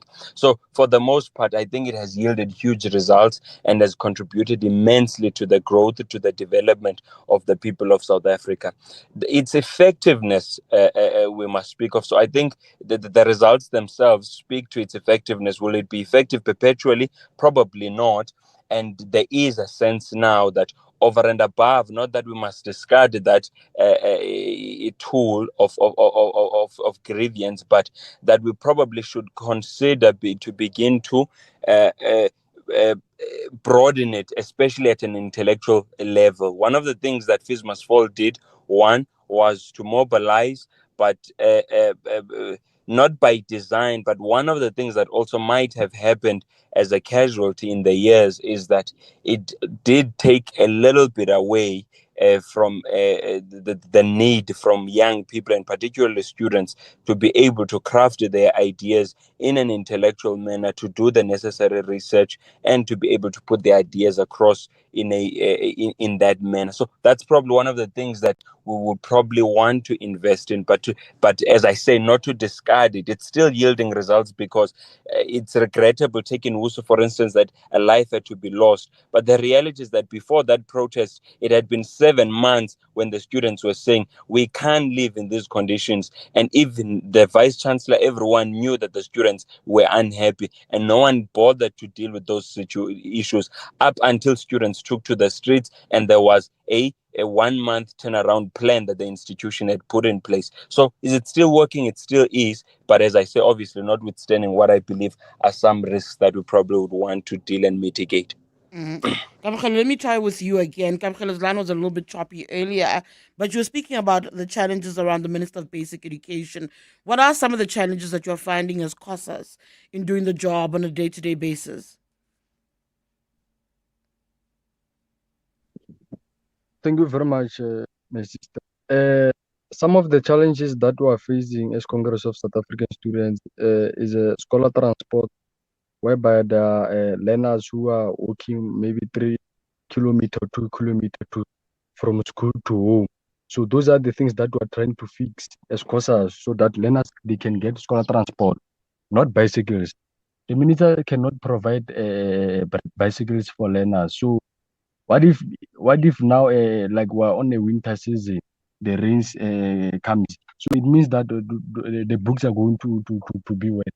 So those are the things that we don't want to see as COSAS. We want the minister to provide school transport buses for learners, not bicycles. And other issues that we told the minister about is the issue of feeding scheme. There are some of learners who are not eating foods; those are not proper. So those are the things that they need to be fixed. And some of the things that are poor infrastructures in our schools. So we need a proper infrastructure whereby let me make an example for you. There in Gauteng, there are some of learners who are learning schoolwork by using the tablets and laptops. But in some of the provinces, there's no those things. Like for instance, in Noto, there are few schools whereby the learners that are using tablets and a whiteboard.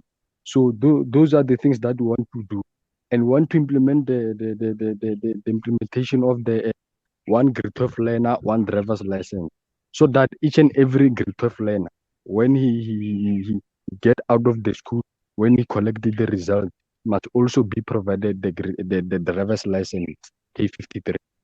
Thank you very much. All right, thank you. I'm going to take a pause. I'm going to ask you to all pause for a little bit. It's 10:30, and we'll go to headlines with Mbali. Then I'll come back to you, Mbali. Thanks, Tshidi. Good morning. Police are investigating a mass shooting at the Mfuleni taxi rank in Cape Town today. The shooting has sent shockwaves across the township. It's understood that unknown gunmen entered the taxi rank office this morning and opened fire on those who were sitting inside that office. A special police task team has been roped in to probe the kidnapping of a 19-year-old in Bloemfontein. It's understood Kamogelo Nkosi vanished after he was taken by men posing as police officers. Police have since opened cases of kidnapping as well as impersonating an officer, and they are pleading with the public for help. And the presidency has reiterated President Cyril Ramaphosa's satisfaction with last month's visit to the White House to hold talks with US President Donald Trump. His spokesperson Vincent Magwenya says government believes South Africa is in a much better position with the world superpower. Those are the headlines this EWN and more at 11 or as it happens. EWN Traffic. We start in the city of Johannesburg. Sandton Woodmead collision still active on the N1 South. Just before Rivonia Road off-ramp, the delay stretching as far back as the Beclu interchange, Joburg CBD, Selby, Amalgam, Crown, as well as Mayfair, seeing just some high traffic volumes, particularly around China Mall and the other retail parks, Dragon City. Make sure that you drive with care. M2 West, Main Reef Road, Church Street, as well as Park Drive in those vicinities. Albertina Sisulu Road also seeing a bit of stop-and-go traffic. In Albertina, Kuruleni, R59 heading north from Nelson Mandela Avenue until you get to the Reading interchange. There's bumper-to-bumper traffic. Elon's interchange also quite slow. So is the Gosforth toll plazas. That's the N17 in both directions. Staying in Ekurhuleni, Apex, Benoni, queuing in both directions as you head towards Lancaster Road, while in Benoni. In fact, this is just after Davidson as you head towards the border of Mpumalanga. Heavy traffic as well as high traffic volumes. It could be due to inter- and intra-provincial travel, so please drive with care. Next traffic update will be in 30 minutes or as it happens. There's more EWN on air, online, and on the EWN app.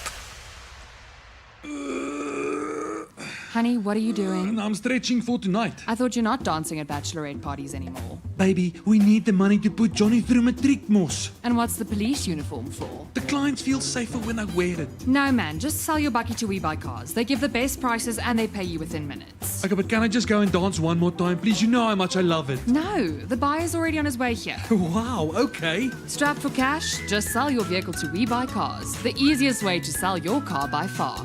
The thrill of the chase comes with great rewards in the legendary Hollywood Bets Spinner Zonke Jackpot Race. Join the run, spin selected habanero slots for fun, and stand a chance to win a share of 3 million rand. Feel the rush in the race for riches when you bet 2 rand or more every Wednesday, Friday, and Saturday, and you can jump with Jackpot Joy. Take on the challenge and discover endless opportunities to win big. Bet now. T's and C's apply. Hollywood Sportsbook is a licensed betting operator. Hollywood Bet supports responsible gambling. No persons under the age of 18 years are permitted to gamble. Winners know when to stop. South African Responsible Gambling Foundation toll-free counselling line 0800 006 008 or WhatsApp HELP to 076 675 0710. Specsavers Audiology, South Africa's largest audiology group, brings you the all-new Clarity Pro rechargeable hearing aids. Experience cutting-edge features at a price you can afford. For a limited time only, buy one Clarity Pro rechargeable hearing aid and get 50% off the second. You heard right. Buy one and get 50% off the second. Visit specsavers.co.za to find your nearest store and ask for Clarity Pro today. Specsavers Audiology. Test your hearing and join the conversation. T's and C's apply. Every small business owner knows that you gotta dream big to achieve even bigger. And Nedbank Business Ignites on 702 understands that it takes guts and determination to show up for your customers and expand your business and your bottom line. That's why we're looking for all the SMEs of Gauteng that dare to reinvent, expand, and shake things up. You could win 200,000 Rand in cash and a 200,000 Rand advertising package to help you chase your small business dreams. So, if you're a small business that dares to level up, enter on igniteyourbusiness.co.za for Nedbank Business Ignite on 702. T's and C's apply. Nedbank, an authorized FSP and registered credit provider. Let's walk the talk. 702. All right, so we are on across the desk. We're having conversations with different representatives of student organizations. What do you understand about student organizations in 2025? We look back at our history. We look back at the youth of 1976. We applaud the efforts and the sacrifices. Are you recognizing that young people today are influential, just as influential, if not more, in what's happening, that the battles that are taking place at our institutions of higher learning are critical and that we should be paying attention to what's going on over there? You've got questions for my guest, 011 883 0702 072 702 1702. I'm joined by Asive Dlanjwa, who's the national spokesperson for the South African Union of Students, as well as Karabo Khakhau, a DA spokesperson. They're both joining me via Zoom.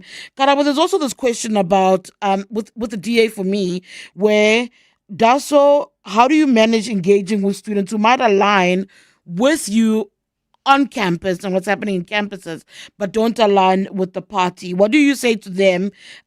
Is it an okay thing for people to want to work in collaboration with DASO at varsities without being members of the party, or is it a must that those who want to be aligned with your SRC representatives and what they do have to join your membership, the party?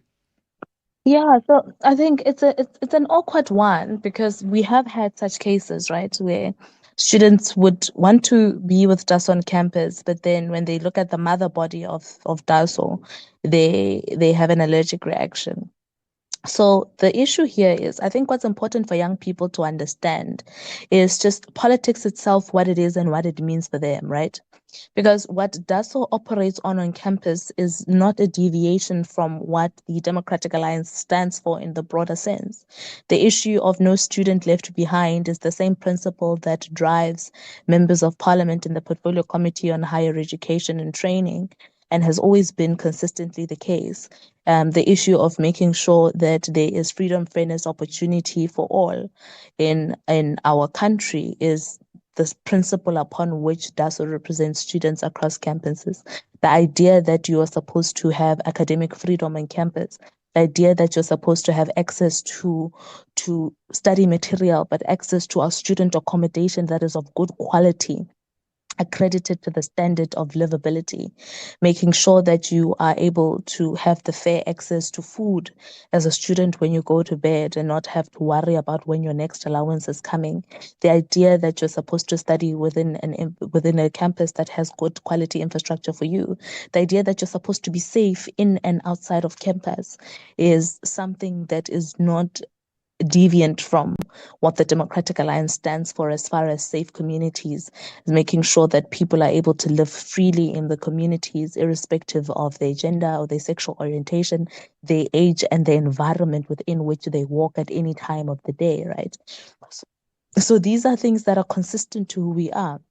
But it is upon us as young people to also see, particularly up in campuses, to see bigger as some would say, big people politics as what makes or breaks your daily living.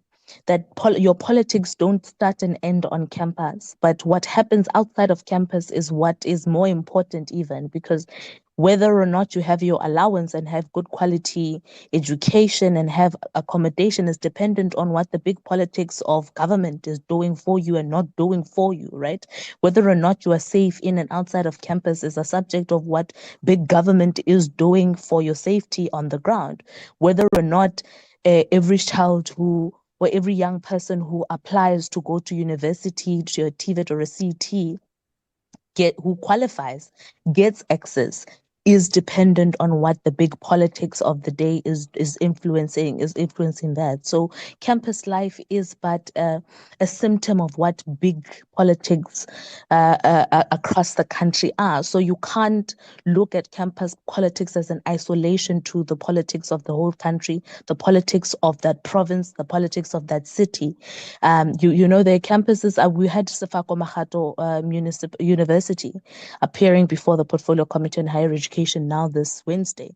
And as we were there, the students who were watching the proceedings on YouTube, and some said the Vice Chancellor is drinking water, but there's no water on campus. See, it's not a campus problem, it's a municipality problem to say that you can't look at whether or not you have municipality on campus as just a campus problem, because the municipality you vote for, which you should be voting for, is the one that is able to give you water or not. When you don't have electricity, it's ESCOM and the government, and even or maybe your municipality owes money to that ESCOM, and therefore there's load reduction. These are things that you can look at in isolation or altogether. So it's important that we align our thinking as young people on campuses in accordance with that understanding, that even when we go participate during voting time, that we do not think sitting back and not voting is a form of protest, because if anything, sitting back and not voting is a ratification of status quo. If you want something different from what you are being offered today, you must actively take the steps and to participate democratically, to vote for a government that will be able to tangibly change your life and deliver for you. Asive, that conversation that Karabo was having, though, it does speak to the idea that no man is an island. How does SAUS assist students in understanding their political responsibility, their political participation as well? How do you foster that in young people? Because young people tend to live in a bubble sometimes. That is a fact. That, you know, you don't connect the issue of water to the fact that it's greater than the institution, that it's a greater problem that they need to be tapped in. And part of the problem that you hear when we go to elections quite often is civic education is a problem in our country. How do you help foster that and help show that the people that are, the young people that go through your doors, who you engage with, are actually politically aware of the kind of country that they live in, what kind of world they're going to be training and going to be participating in? Even the world of work is influenced by that. Thank you. Look, I think number one, once again, I think we've come a long way in terms of getting young people to be involved in the agenda and in the discourse in South Africa, whether from a political perspective or from a purely developmental perspective. Look, I think so I'll speak to what we have done, but one of the most important things which we've often advocated for is that there must be, we must mobilize and conscientize young people based on their lived realities and their lived conditions and their ability for them to take responsibility to change the situation. If you like, call it activism. And then, because the reality is that not all young people are not interested in politics. They're just probably not interested in mainstream politics and in the antics of politics, in the theater of politics, which is what for the most part it has become. But they have a genuine appreciation and a genuine yearning to be involved in the development trajectory within their communities and in their lives. And if we may be able to tap into that, we will see a civic education thing. As far as that is concerned, things will get better, participation will get better. So that's one of the things that we often advocated for. And then at at a mainstream political level, when we have discussions, for instance, when we're reviewing the comprehensive funding model, we would invite all political parties over and above our affiliates, which would be SRCs. We would invite your EFF student command, then your DASOs, your SASCOs, your BASMAs, so that, because we obviously have an appreciation, as I suppose Karabo was saying, that for the most part, much of the work that will be done within and through through the politics of what she calls big people politics. So that's one element, to bring in political parties, but also secondly, to create a sense of activism and participation for young people over and above their participation in mainstream politics. To push everyone to participate in mainstream politics, in my view, would be myopic, and because those politics are becoming increasingly more undesirable, based obviously as what I called antics earlier on. So it's those two things: still bring in the political parties to participate and young people to see that the role that the political parties are playing, but also to get them to participate at an activist level. I've got a couple of questions from my guests on the line. I'll read those for you guys just after this. Let's take a quick break first. It's that time of the year. Sore throats, congestion, wet and dry coughs, pain and fever. For trusted relief for you and your family, ask your pharmacist to recommend a winter survival pack from the Adcock Ingram OTC range. With products like Medikil A, Expigen, Corenza Paracy, Adconapamol, Dilinct Junior and more, we have you covered this winter. Remember, Adcock Ingram OTC, sponsors of Brave. A bowl of cereal, a glass of orange juice, some flavored yogurt for breakfast. Ultra-processed products such as these may be high in sugar, salt, or saturated fat. Having too much of these products could lead to diabetes, hypertension, and heart disease. Our health is in danger. We have the right to know what's in our food. Demand front of package warning labels now. Sign the petition on healer.org. HEALA.org. Volksfest deals are back. Get a free upgrade to the Polo Vivo Life when you buy a new Polo Vivo and pay 0% deposit. Get more features at no extra cost. Buy it now and only pay 3 months later. Offer valid only through Volkswagen Financial Services. Looking for something sportier? The stylish T-Cross is yours from just 399,900 Rand. These Volksfest deals won't last. Visit your nearest dealer today or visit vw.co.za. Let's walk the talk. 702. We're in conversation with leaders across different student organizations, or at least talking about student organizations. It's across the desk. I'm joined by Asive Dlanjwa, national spokesperson for the South African Union of Students, as well as Karabo Khakhau, DA spokesperson.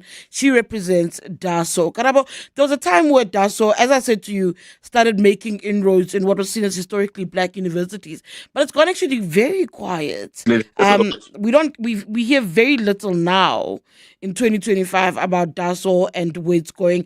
I mean, the fact that you're the DA spokesperson speaking on behalf of DASO is an indictment, I think, to some degree on young people. You have young people that organize as well. One would have imagined younger people outside of you, the national spokesperson, would be speaking about student issues on behalf of the party.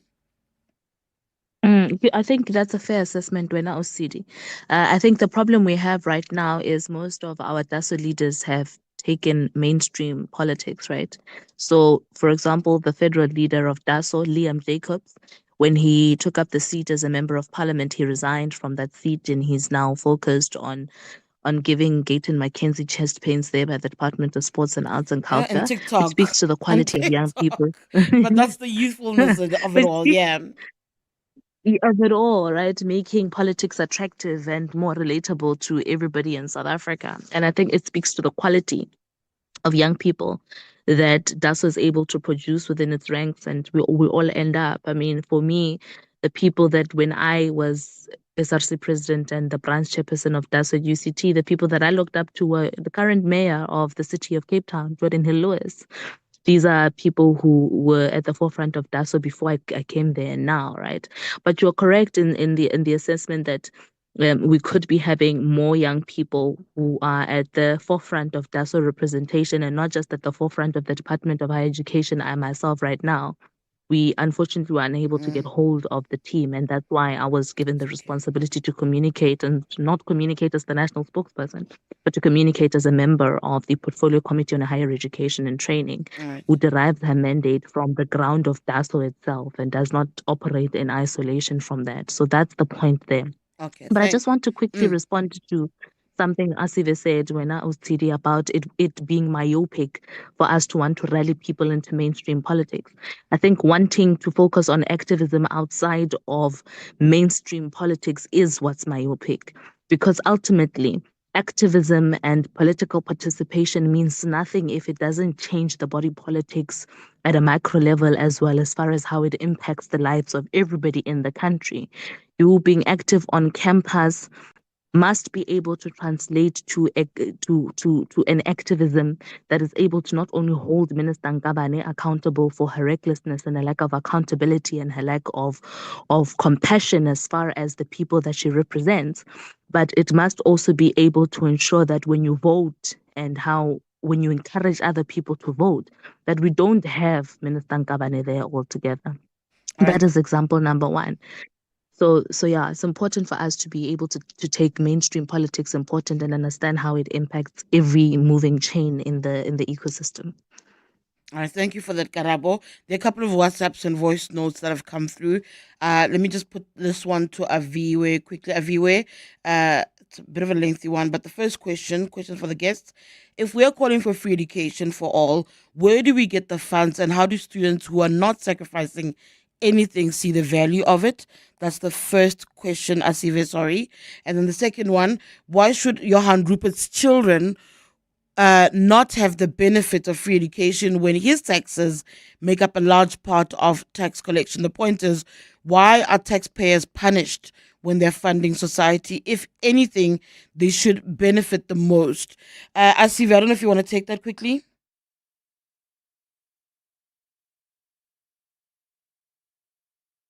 Asive? I think I might have lost him. I don't know if you want to weigh in. Oh, there you go. Yes, there you are. Yes, sorry about that. Look, I think if we understand education within context, and as we've often propagated, that we believe it's a public good, and that we will not be able to build a developmental state outside investing in education, particularly higher education, then the caller or the person who has texted would realize that it's not just about the person whom we are paying for, but it's about the broader economic agenda. In fact, as I'm saying right now, we just through the activism of students, whom, by the way, for student formations, organized student formations, did not support that fees must fall. And today we have thousands of doctors, of lawyers, of accountants that are a direct product of the organic activism of young people on the ground. So, and it has yielded results. It has yielded results in the sense that students who would have never been able to enter institutions of higher learning because of the premium price of higher education are now educated. That is for all of us. That is a dividend for all South Africans, not just for that person. So it's not a correct approach. I know it has been, for instance, propagated by organizations like the DA, that it's unsustainable, etc., etc., etc., and many other organizations that believe that we should not actually have free education in the manner in which we envisioned it. So, but we are seeing the dividends of it. This is notwithstanding the challenges that are there and the inefficiencies that are there, but the reality is that it is not possible to build a developmental state if you treat education as a commodity for those that only can afford. It's a fact that before the current regime, for instance, of funding, that it was a privilege to go to institutions of higher learning, because take for instance the NSFAS bracket then was 120,000 per annum. And anyone who fell above that who did not afford to go into to go pay the premium price of higher education. So if we understand it in that sense, that it's not, it is a public good. It's for all of us. All of us benefit from having South Africans educated. All of us benefit from having South Africans employable. Take the unemployment rate. I stand to be corrected to the digit, but I think it's sitting between 12 to 14% right now. The graduate unemployment rate vis-a-vis the broader unemployment rate of young people, which is around 60%. So is it desirable that an unemployment rate amongst graduates? No, it's not. Graduates, no, it's not. But it's far less, meaning that the investment is yielding benefits. So the point that I am making is that if we understand it in that sense, that it's to all our benefit to have South Africans educated and working, then we don't see it in that. And we've never said it must be for everyone, including billionaires. Obviously, there must be a means test to the extent to which it must be for those that can afford. Okay, Asive, I want to bring in somebody else very quickly on the line who's dealt with students, I think has been celebrated by students, has had run-ins with students as well. Professor Mamokgethi Phakeng is joining us on the line, of course. There's a perspective that we're going to get for somebody who's been a vice-chancellor. Professor, good morning to you. Prof? Good morning, Tshidi. Can you hear me? Yes, I can, loud and clear. Your thoughts about the student organizations and their relevance in modern-day South Africa? Hello to Karabo, who I know very well, to the other students from COSAS and I can't remember what it's called, South African students. It's COSAS, and SAUS, SAUS, yes.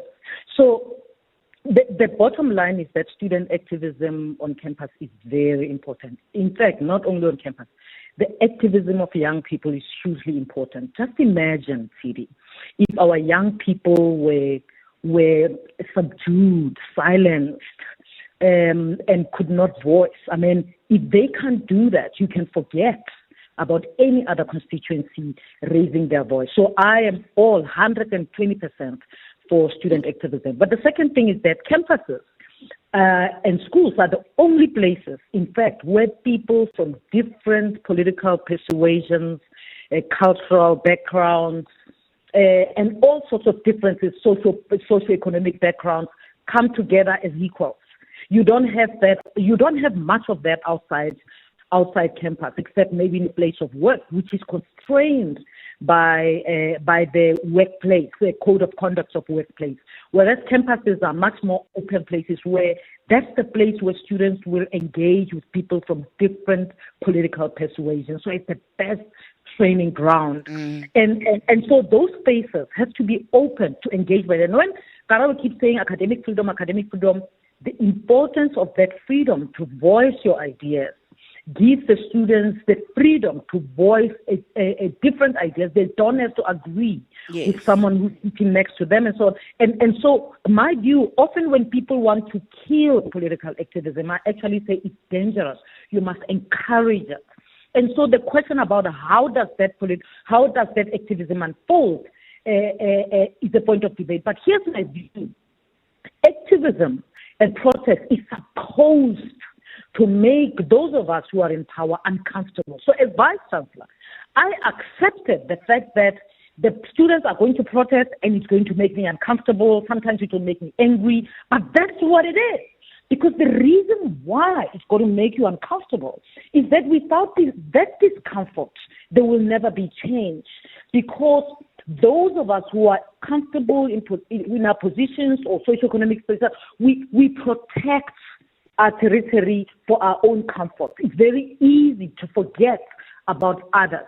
Now, finally, my gripe in terms of the activism, I mean, I've written and talked a lot about the activism of the 2015 of Fees Must Fall and whatever, and describing, analyzing that kind of activism of the time, is that the activism of now is just too self-focused. I mean, I like SAUS because SAUS doesn't focus on only one on their political party or one campus. Yeah, its independence, I think, is important. It's independent. To that degree. So I'm always for South, right? But you want students to go outside of themselves. That I'm fighting for this. It's not just for myself. It's for the students today. It's for students in future. But it's actually for the country. So they need to look beyond themselves. Otherwise, when it becomes too self-focused, they don't. Like I remember when I was in campus or on campus, that even the issue of national debt, and that was in 1980, 84, 85. We looked beyond ourselves and we looked at the issue of the debt of the country. How much do we owe the IMF and why? Where does that money go and what does it mean for us as future leaders of the country? And I think I would like our young people to go just beyond themselves, and also when they focus on themselves, to challenge themselves. I can remember that we had movements within campus to say, if you have a bursary or you have a whatever, negotiate with your bursary for the leftover balance in the they give you, that you donate to another student. Do you know what I mean? And those things are dead because everyone just focuses on themselves, and that's problematic. But otherwise, all for student activism, we should encourage it, we should grow it, we should actually be sad if it gets silenced, if it gets too quiet and it doesn't say anything. Thank you very much. Thank you, Prof. Thank you. That's Professor Mamokgethi Phakeng speaking there from a perspective of a vice chancellor, saying that you've got to encourage that kind of activism on your campuses. It's pretty much 11 o'clock, but I do want to be able to keep Asive Dlanjwa just a little bit from a South's perspective. There are questions that I couldn't get to that I think are important for him to try and ventilate for us. So I'm going to take news, and after the news bulletin, Asive, please indulge us for a little bit just to answer questions from our listeners around the curriculum and the influence thereof. We are speaking there, as I was saying, to different representatives of student organizations. Joining me as well was Karabo, Khakhau, who's the DA spokesperson, speaking about some of the changes and why we couldn't have a DASO representative, but the role of DASO on campuses. Earlier, we also had Kamogelo Nkosi, who's president of the Congress of South African Students. Remember, they're very much involved with learners. I'm going to speak to Asive a little bit more after this. It's 11 o'clock. Here's your Eyewitness News update. Dear Journal, trying to be an adult, day 3,247. My financial advisor asked if I was expecting any inheritance. I said, I don't have a trust fund, but I trust that funds will find their way to my bank account. He was not amused. Recently removed from the family payroll? Get covered at pineapple.co.za. It's like 570 Rand a month, so it's 100% the insurance for you. Underwritten by Old Mutual Alternative Risk Transfer Insurer Limited, a licensed non-life insurer and authorized FSP. Premiums are risk profile dependent. To walk the talk is to turn words into meaningful actions. And it's what we at 702 are committed to doing every day. We're also committed to following the rules set out by the Broadcasting Complaints Commission's Code of Conduct. To give you balanced programming, fair comment, and accurate news. But if we stumble along the way and you feel we're not living up to the code, let us know on comment@702.co.za. And if after that you're still not happy, you can direct your complaint in writing to the Broadcasting Complaints Commission, PO Box 412365, Craig Hall 2024. For more, visit bccsa.co.za.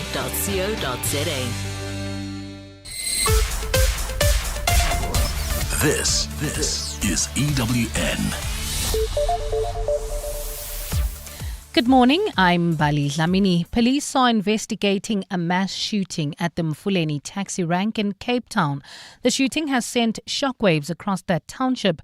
It's understood unknown gunmen entered the taxi rank's offices and opened fire on people who were sitting inside. The latest from police is that 4 people have been killed and 3 others injured. Ntutu Zelonene is there. Distraught family members of victims of the mass shooting have arrived at the scene. The area has been cordoned off, with crime scene investigators busy combing the area for clues. Eyewitness News spoke to residents staying close to the taxi rank, and this is what they had to say. I was on my way to the taxi rank when I heard gunshots, but I wasn't sure where it's coming. I saw the blue lights, the ambulances, and they were shooting, and I have to go back home because there's no way that I can go to work. Minibus taxis have resumed operations after grinding to a halt earlier. Ndutu Zelonene, Eyewitness News at the Mfuleni taxi rank. A special police task force has been roped in to probe the kidnapping of a 19-year-old in Bloemfontein. It's understood Kamogelo Nkosi vanished after he was taken by men posing as police officers. Police have since opened cases of kidnapping and impersonating an officer and are pleading with the public for help. Mongezi Koko reports. Kamogelo was in the driver's seat on his way from school with a family friend when they were pulled over by a bakkie fitted with blue lights. Two men, one in a police uniform and the other in a blue tracksuit, told them their vehicle was linked to drug deliveries and ordered them to drive to Park Road Police Station. Kamogelo was placed in the men's vehicle and along the road, the bakkie disappeared. The teen's phone was later found under a bridge on Ferreira Road. Free State Police spokesperson Thabo Chovane. A search task team in Mangaung Metro is currently out in the streets looking for 19-year-old Kamogelo Nkosi, who was kidnapped by two males impersonating the police. Police are urging anyone who may have seen the vehicles near Vereniging Drive to come forward. Mongezi Koko, Eyewitness News. The Gauteng Legislature's Portfolio Committee on Community Safety says tighter regulations are needed to curb cyber crimes. This comes as law enforcement tries to tackle a modus operandi for criminals on social media. The committee recently revealed that Maboneng in Johannesburg has become a hotspot with unsuspecting victims lured to the precinct through dating apps only to be robbed, kidnapped or assaulted. The committee also says victims are also deceived by strangers in shopping malls, similar to the case of murdered 30-year-old Olorato Mongale. Mongale turned up dead last month after being lured to a date by a man she recently met. Chairperson of the Portfolio Committee on Community Safety in Gauteng, Bandile Masugu. This tragedy has once again highlighted the dangers that lurk on the social media platforms, where predators exploit trust and technology to commit heinous crimes. We must urgently strengthen our cybercrime capabilities and digital safety education, especially for the young people. And the presidency has reiterated President Cyril Ramaphosa's satisfaction with last month's visit to the White House to hold talks with U.S. President Donald Trump. His spokesperson Vincent Magwenya says government believes South Africa is in a much better position with the world superpower now. Magwenya says since that visit, the false narrative of an alleged white genocide has also started to dissipate. Lindsay Dentlinger has more. The presidency says what the world viewed in the full glare of the Oval Office is not what transpired behind closed doors. President Cyril Ramaphosa's spokesperson Vincent Magwenya says the real meat of the meeting took place in private. He says the Department of Trade and Industry is awaiting a response to its proposal to put to its U.S. counterparts, and more meetings are scheduled in the coming weeks and months. Part of the issues that will be discussed will be issues of tariffs, alongside what we see as an excellent opportunity to expand the basket of tradable goods between ourselves and the United States. Magwenya says the president has made it clear he wants the benefits under the Africa Growth and Opportunity Act to continue when it comes up for reconsideration in September. Either way, the presidency says government is better placed to reach a mutually beneficial trade relationship with the U.S. than it was before last month's visit. Lindsay Dentlinger, Eyewitness News. Gold is trading at $3,364.36 an ounce. The rand is at 17.76 to the dollar. It is at 24.08 to the pound, 20.27 to the euro, and Brent crude oil is at $64.86 a barrel. On our roads, that multi-vehicle collision in Sandton Woodmead still active on the N1 South before Rivonia Road. Delays still stretching as far back as the Baklu interchange. Geluli's interchange seeing a bit of slow-moving traffic on the N3 North. Roadworks taking place, so please do drive with care. While the N12 West getting out of Gauteng, heading towards Mpumalanga, quite slow. Intra-provincial travel, cross-border travel, please drive with care. A partly cloudy and cold Friday in store for Gauteng today. Temperatures peaking at highs of between 18 and 21 degrees. The top story in EWN, police are investigating a mass shooting at the Mfuleni taxi rank in Cape Town where 4 people have been killed. EWN, in touch, in tune and independent.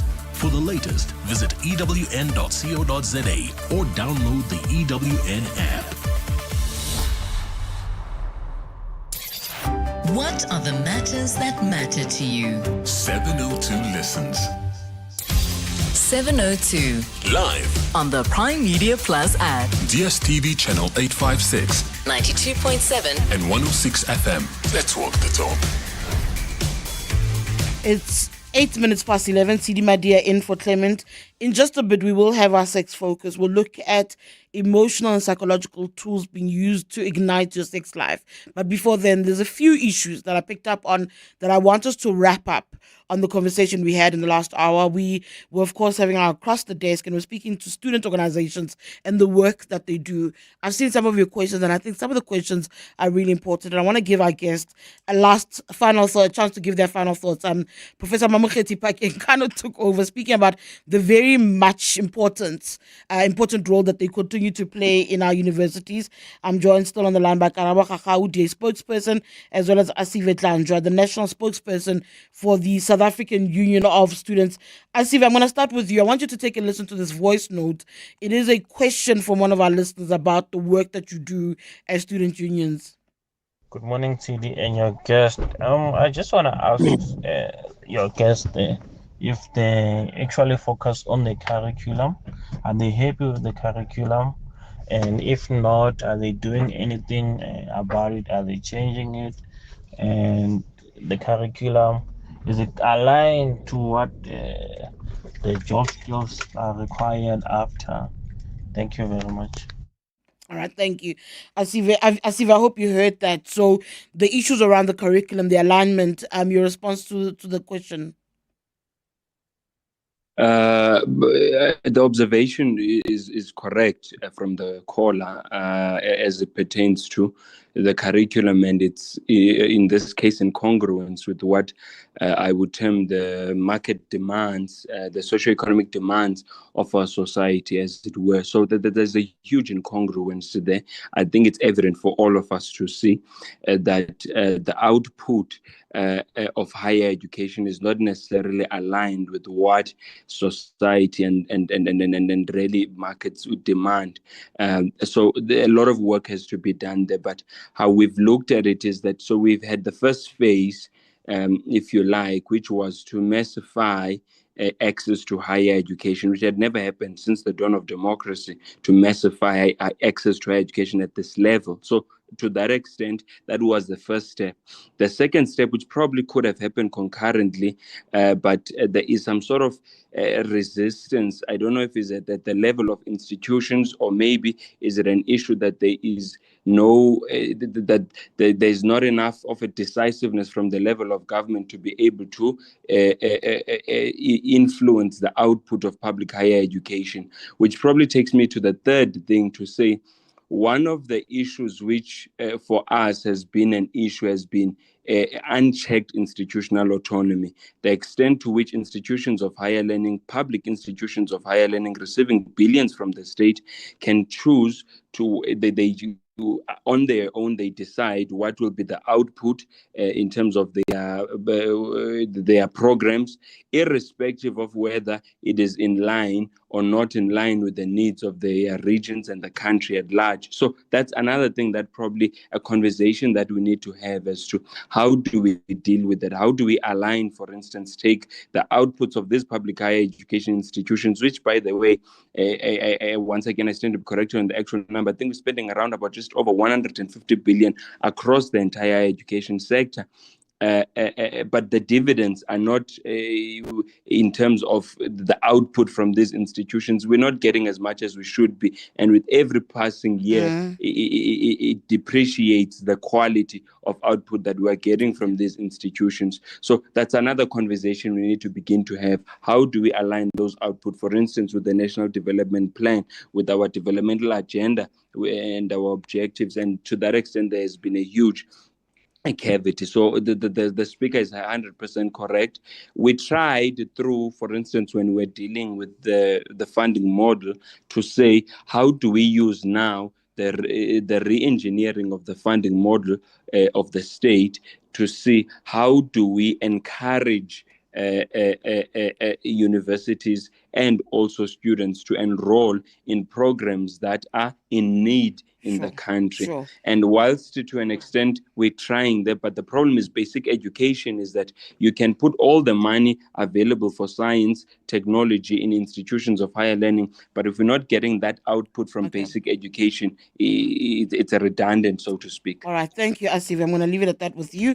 Karabo, if you can briefly, I know you wanted to respond as you give me your final thoughts on the question from one of the listeners about Johan Rupert's children, saying that if he pays so much in taxes, why can't his children benefit from free education? So that argument itself says that if you are poor in South Africa and your mother or your father or your caretaker is not paying tax, then the state must not invest in your education. That argument doesn't work altogether. The whole reason why we have social welfare and the assistance of the poor in this country is to make sure that we bridge the gap between those who have and those who do not have OCD. So the reason here is, yes, Johan Rupert pays a lot of tax. And the more money you have in this country, the more tax you pay. But then it means you have the ability to take your child to school. It means you have the ability to take your grandchildren to school. People who don't have jobs, people who don't pay tax, don't have the ability to take their kids to school. And those are people who are supposed to receive assistance from the state. And those who have but don't have enough are supposed to be met halfway, or 30% halfway, or 70% halfway. That is the bottom of the argument that we need to take. And then just the final one on activism, Mema Mokgeti Phakeng, who was my VC during my time. Yes. I think there's nobody who's saying here, Tshidi, that activism is pinned against academic freedom. You can't, it's not a case of you choose one over the other. The bottom line is activism is important, and that's what democracy dictates, and it's something that we are pro as the Democratic Alliance. The issue is, in activism, it can't come at the violation of other people. I can't go to school as my family is only shot out of poverty, and as I'm sitting trying to get my education, somebody in their fight, instead of lobbying me into the movement, violates me and manhandles me into the movement. So that's just the basic argument there, and that's very important. And power, again, I want to stress, rests in Parliament. Power rests within the union buildings.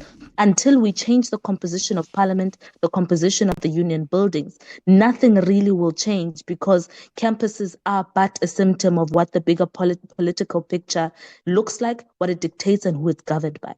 All right, Karabo, thank you.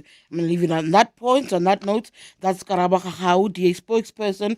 We also had the Asive Dlanjwa, national spokesperson for the South African Union of Students. Up next, the Sex Focus.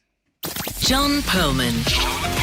Weekday afternoons, 3 to 6. Are we getting a solution of crime, or are we getting a displacement of crime? So, for example, if banks up their security to effective levels, we may get a drop in bank robberies, but we might get a rise in cash in transit heists. Is murder exempt from that kind of analysis? Murder is exempt from that kind of analysis. It's a very stable trend. It's a trend where you can't do any hiding. And murder, they have its categories. You have got different categories of murder. Crime analyst Dr. Chris Stakov. John Perlman. 3 to 6 on 702. It took time to create the life you've built. Every milestone, every moment, you've earned it. Indra takes the time to understand what's priceless to you, tailoring insurance to match a life of distinction.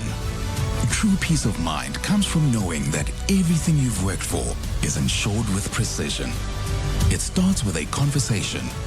It starts with helloindra.co.za. Indra Risk Services is an authorized financial services provider. Brush, stroke, paint, color, protect, and admire. From roof paint to exterior textures and interior silk, Warrior Paints has it all. The product range and stylish colors are amazing. And what's more, Warrior Paints has crushed prices for incredible savings. Enjoy that good old-fashioned personal service you deserve. For price, quality, variety, and service, Warrior Paints is street ahead. Warrior Paints, affordable, lasting, luxury. It's a tough day for Mark. Tight deadlines and challenges everywhere. But Mark can rest easy, because when he bought his Hino 700 2845 truck tractor, he received a complimentary service plan covering up to 210,000 kilometers for short haul and up to 280,000 kilometers for long haul. Nice one, Mark.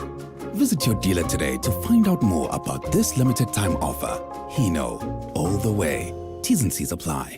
Some walks are just for exercise, others for leisure. But this walk is for something greater. It's team building. This July, you won't just take a step, you'll take a stand. You'll walk through history.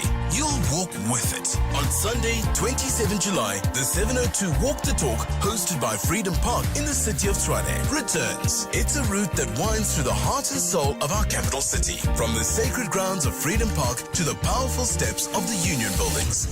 Choose the 8 kilometer for those walking strong, the 6.7 kilometer in honor of Mandela Month, or the 4 kilometer for families and first-timers. Entries are 360 Rand for adults, 200 Rand for children under 12. Enter now on primemediaplus.com. 702 Walk the Talk, hosted by Freedom Park in the city of Tshwane, is where footsteps become footprints. Relationship issues Relationship Talk. on 702. It's 11:18. It's time for the sixth feature, of course. We're looking at relationships. Today, we're focusing on how you can utilize emotional and psychological tools to ignite your sex life.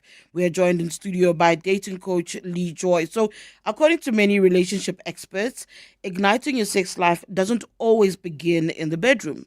It often starts with the emotional and psychological connection built through daily interactions. Surprisingly, the most powerful tools are simple yet deeply profound. The top three elements are often overlooked. These include gratitude, physical touch, and eye contact, all of which contribute to a deeper sense of connection and intimacy with your partner, paving the way for a more fulfilled sexual experience. Please call us in. Let us know what other tools you lean on and what struggles you've had as far as an emotional and psychological connection is concerned, and whether or not that actually helps your sex life. What's been your experience? 011 883 0702 072 7021 702. As I said, we've got Lee Joy in studio with us, so take advantage. We've got the expert with us. Lee, good morning. I keep saying it's afternoon. Good morning. Welcome to Radio 702. How are you doing? So beautiful to see you. Always. Fantastic to see. So, from my understanding, it isn't necessarily always just wham, bam, thank you, ma'am. That there's a lot more to the idea of connection. There's something deeper that speaks to the emotion and psychological. Help us understand even how we tend to overlook the idea that you must be connected beyond the physical to fully enjoy and take advantage of the sexual connection. Often my clients will speak about in long term and even sometimes in the beginning of relationships where, especially with women, they speak about being numb, like physically, sexually, like vaginally numb. And I did some research around it, and the research was really interesting in that women that don't feel seen, really seen for who they are and appreciated for who they are, their bodies don't respond. So they may be able to have sex and they may be able to, but it's quite rare that they will climax. And then their partners feel like they're not good enough lovers. But actually, if we take it like 5 or 10 steps backwards and we look at what it means to really connect with somebody, I think we have our sex lives will be more fulfilling. So if we look at gratitude, right? And we look at, when I work with my couples, the first thing I do is I help them look at the 6 aspects of their lives that brings balance, right? So it's spiritual, physical, intellectual, creative, emotional, and sexual. So if we look at gratitude and you use those as what I call spices as a roadmap, look at what are you spiritually grateful for your partner, what physically, what do you like about them intellectually, what do you like about them creatively, emotionally, and sexually. So if it's not just, I'm grateful you made me breakfast this morning. It's like, I'm grateful that you made me bacon and eggs this morning because that's my favorite meal. So it's being specific. Or you've got a really hot body. I'm using really, it's like, when I look at your breasts or I look at your bottom or whatever, it really turns me on. It's just really, or intellectually, I love the way you dissect things. I love the way you can analyze and look at something at different angles. I find that really sexy. So when we're being grateful, it's looking at those, my suggestion is looking at those areas and showing gratitude for that. That's with regards to the relationship. But then there's also showing gratitude about your life. Like, I'm really grateful to be alive at this time and to have the children that we have, whether a blended family or biological. So gratitude can be individually for our own lives and as a couple. And I think that it was Oprah that coined that phrase, an attitude of gratitude, decades ago, which I've used very powerfully with my clients. But I want to go back slightly to how we get to disconnect, because we don't start at a disconnection. Initially, in any partnership, there is the assumed connection, which tends to fizzle out. How does that fizzling out happen? What are the ways that couples can be disconnected from one another? Oh, that's such a great question. Thank you for asking that. So I think the people start feeling disconnected when they're not seen and heard. So when where their partners interrupt them, they don't look at them when they're speaking to them. When the one partner starts a conversation and the other partner doesn't respond to that conversation and changes the topic and moves on to something else. I think that with having children and especially young children, trying to keep young babies alive, Constant race. Yes.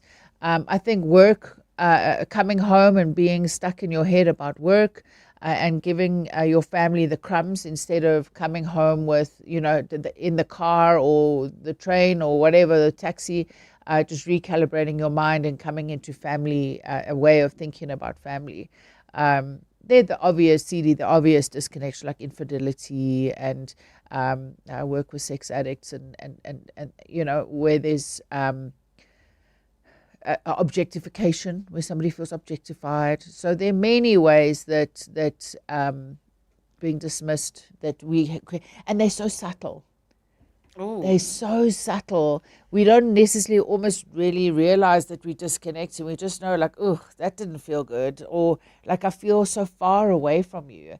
And these things happen so subtly that people often come to me. They're like, I don't know where it started, but like, we've landed up here where we're just walking past each other in the passage, and we've become housemates. Ships in the night. So it's something that's built over a long period of time. Do you often find that people only pick up on the disconnection after a long time of it being in place? Is that it? Yeah, they tolerate the disconnection. Depending on what's happening in their lives. I mean, if you've got a young child, I find with couples, especially the first 2 to 3 years, they tolerate that disconnection, and then they come and sit on my couch and they're like, I love my wife, or I love my husband, and I love our kid, but I feel so disconnected. So when I work with couples, I help them reconnect to themselves first, on those different levels: the spiritual, physical, intellectual, creative, emotional, sensual, sexual, and then we rebuild. We don't go back to where they were, but we find a new way of connecting on those different levels, and what each person needs with regards to those different levels. And then how does it differ between men and women? Earlier you said that with women, if a woman doesn't feel the sex, she will say she feels numb. There's no great excitement, enticement attached to it. How does it differ between the genders? That's such a great question. There's men will in my practice, they've spoken about they can feel with their partners, a gay, straight, homosexual relationships, as well as bisexual, talking about all relationships, right, being inclusive, is the partner will feel like they can feel the other doesn't enjoy it. They can feel like they're just going through the motions. So they feel disconnected from their partner, and they can see that their partner's not passionate and they're not enjoying it. So they feel there's something wrong with their performance. But actually it's got nothing to do with their performance. Their sexual performance has got to do with how they emotionally connect how they're both emotionally connecting with each other, because it's both their responsibility. I'm getting a couple of voice notes coming through. I'll play those for you. Remember, guys, it is, as I said at the beginning, this is now adult radio. We are, of course, speaking about things that pertain to grown-ups. We are having a sex focus and discussing those relationships. You're more than welcome to call in or to put questions to Lee Joy. Have you used gratitude in your relationship? Has it assisted? Physical touch, eye contact, have those helped in igniting your sex life? Which emotional and psychological tools do you use to keep your sex life going? We speak about let me should go to the voice note first before I come back and ask this question. Hi, Tshidi, and your guest in the studio. So, I mean, I hear what your guest is saying.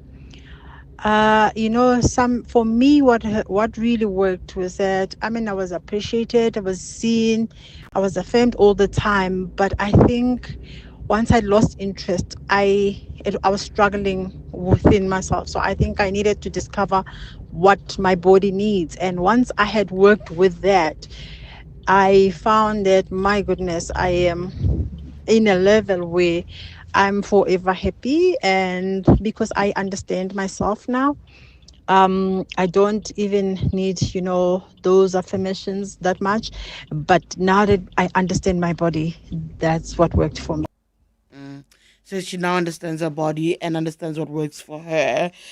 Weighing in on that, and maybe for me, I know you said gratitude earlier on.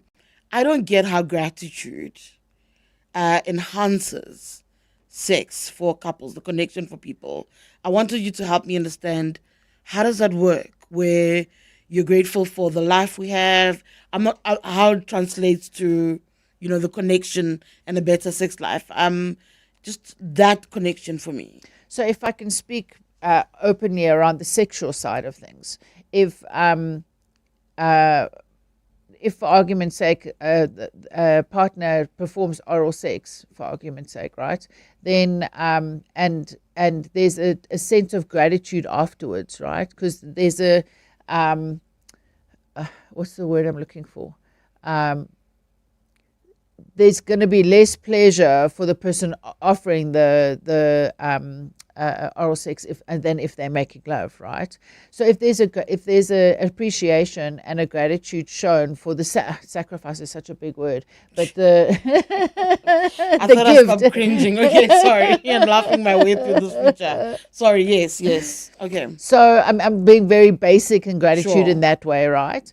That encourages your partner to do more. Yeah, and also where there has been something new has been tried, or something, there was a feeling that one of the partners felt, is saying thank you for bringing that up in me. But then it can also be like, I know one of my clients, his partner was very quiet when they were making love, and so we went through why she felt embarrassed, or she didn't want to speak or say anything, and excuse me, she worked through that, and then she was like, wow, sex actually became much better because she was able to express herself. Got it. It's 11:31. I'm going to go to headlines, and we're going to come back and have more of these conversations. Mikey Mulapo's got your headlines. Thanks, Tshidi. Good morning.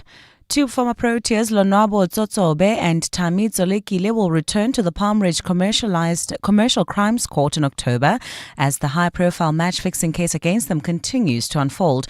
The case dates back to a 2015-2016 Ram Slam T20 tournament where a network of former cricketers allegedly worked with illegal bookmakers to fix match outcomes for cash.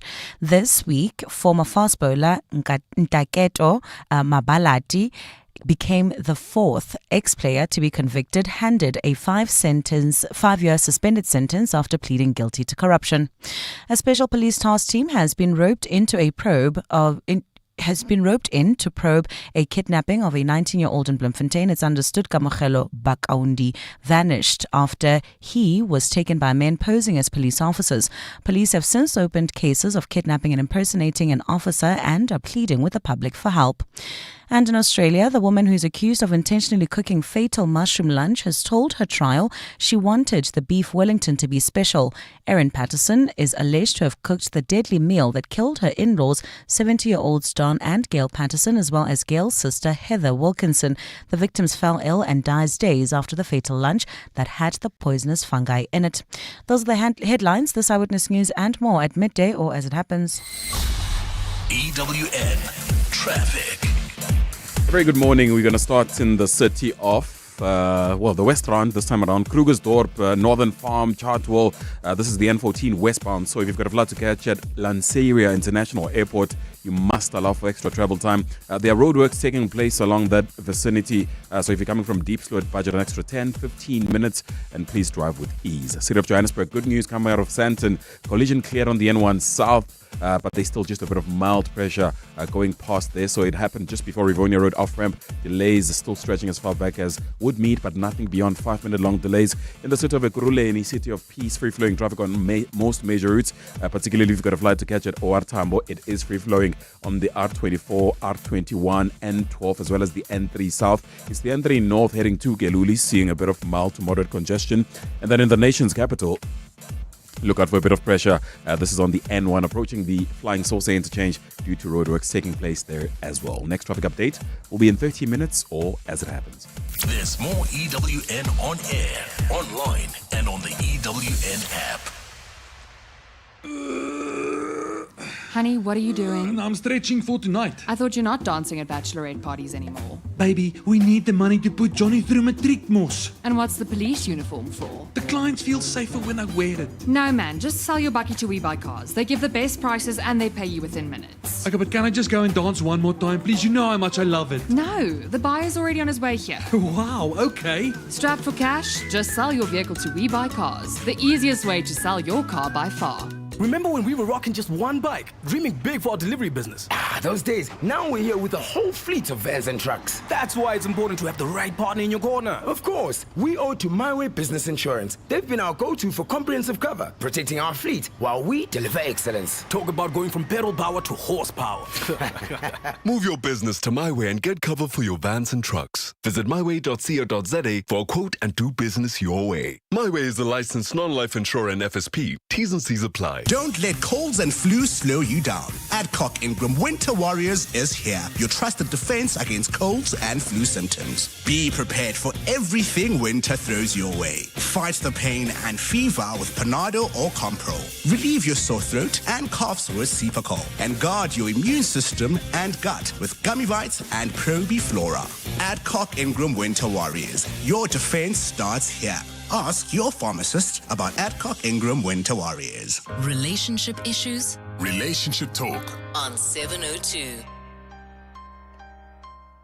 That's right. It's the sex focus, relationship focus, adult radio. As I said earlier on, we joined in studio by dating coach Lee Joy, and we're speaking about emotional and psychological tools to ignite your sex life.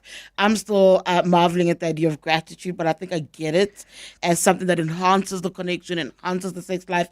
Our traffic guy, Vangelian Zuza, he's now stepped out of the studio, was asking Lee Joy about whether mavuso counts as a gratitude, right? So after the engagement, a payment is made, right, for that. And he wants to know if that counts as a sign of gratitude for the experience and that enhances the connection. Can you tell me more about this? I don't know. I mean, the phenomenon of mavuso. Yes, so it's not like this. It's a sex worker that. No, you're not necessarily a sex worker. The person's not necessarily a sex worker. Like they meet and there'd be a hookup in essence, and they'd end up wherever they end up. And in the morning, the guy might give the lady money. I don't often hear women giving men money, but I'm pretty sure it happens. I'm sure men give men money. Women, it's across the board. It is a sign supposedly of gratitude. I think depending on who you ask, the definition will vary, but in essence, that's it. Well, I don't know why he left the studio, because he should ask this question himself. Exactly. Well, I think Gary Chapman, he wrote the 5 love languages, and gifts is one of them. So maybe it's gifting. Maybe it is a love language. It is gifting. There's an issue around hugging and kissing, because we spoke about gratitude, but there's also a thing about physical touch. Let's speak about it and spend a little bit on how physical touch plays a role, and what do couples who aren't traditionally touchy-feely start to broach that and break that barrier and become more intimate in the physical way as well? Well, they've done some fascinating studies on the 6-second kiss or the 20-second hug. Oh. That it will prolong your life by 4 years. Oh. If you do it as a daily practice, one or the other, or preferably both, your life is extended by 4 years. Oh. So it is, what happens with a 6-second kiss or a 20-second hug is that's how long it takes for oxytocin to be released in the body. And oxytocin is the bonding chemical, or neurotrans. I forget the word now, what it is. But oxytocin is the bonding chemical, and it helps people feel close and connected. So, and the physical touch doesn't have to be a sexual touch, right? It can be a safe touch, what I call safe touch. So it could be a hand on the shoulder, it could be caressing hair. I mean, it doesn't have to be sexual. So physical touch is a swap of energy, if you want to put it that way, or a connection of energy, and it's very powerful in bringing the body into an alignment and a sense of feeling safe. Because when our bodies, especially women's bodies, when they feel safe, then we can open up. And I know this is super cringy, but we're our bodies, when they're safe, they're relaxed, which means that we're more open to receiving pleasure. So if a woman is tense and wound up, it's very hard for her to relax, which means it's more difficult for her to orgasm. I want to play you some more voice notes before I continue with my own curiosity, my own questions. Here's some voice notes for you, for my listeners. Hi, Tshidi Madia here. I run my own counseling practice, and I also write books. I have recently written a book focusing on couples, and there I mentioned the importance of saying thank you. See, after people have made love, it is important for a man or whoever, one of the partners, to say thank you. Thank you, you are awesome. Thank you, you are amazing. And it's amazing how when I shared this with the couples, at first they were so uncomfortable, but they came back and said, look, this thing of saying thank you actually works, and thank you makes room for more, and thank you makes performance better. Thank you, Tshidi Madia here from Pretoria. Hi, Tshidi and your guest there. I don't know, I might be wrong. I think gratitude shows appreciation, and it can also say that you are pressing the right buttons, and it can also say that call again. Lastly, I think it's endorse you, as it says PTY Ltd, that you are the only one who's doing this. I don't know. Voice message. It says PT. I like that part where it says call again. I can believe it says call again. I don't think it says you're the only one who's doing this. I don't think it's that, but it definitely is encouragement, isn't it? Absolutely. I love what the first caller spoke about, saying thank you, but I do think it needs to be meant. I don't think that one must say thank you every single time if you don't feel it, if it wasn't great, if it wasn't. It must be intentional. It Don't must just be, give me words. yeah. Or that aspect of it was really great. I think being specific is a beautiful practice in being able to develop a repertoire, if you want to put it that way. And I love thank you means I can push, it pushes the right buttons and I can call again. I actually love the way he explained that, like that you can call again. That's very cute there. Here's some more voice notes for you, Joy. Okay, hold on. I think Abel's gonna find that. It's okay, Lee.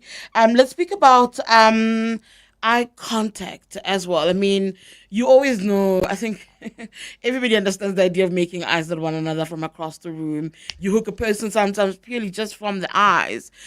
That connection, holding that excitement through the eyes and communicating through the eyes. That. Eye contact for me is so important. So they're different types of eye contact that have different effects, right? So if they're like scolding, angry eyes, excuse me, I've got a frog in my throat. If they're scolding eyes, then it creates disconnection. But a soft gaze and looking at each other is very important. I think long-term relationships or relationships that have gone on for some time, there may be the danger that people stop looking at each other. I mean, it's a small thing like clinking your glass and not looking at the person you're clinking your glass with. So it doesn't mean you have to stare at a person. It doesn't have to be a long gaze. I mean, although eye gazing as a practice, you know, from a sexual thing is a thing. Go and have a look at it. It's really beautiful. There's some videos on YouTube where you sit cross-legged and you put your left hand on the... Anyway, have a look at it. Couples being made to literally just stare at one another for a particular period of time, being told that it'll enhance the connection. Absolutely. So it's a soft gaze, and it's moving through the discomfort of what comes up for being seen.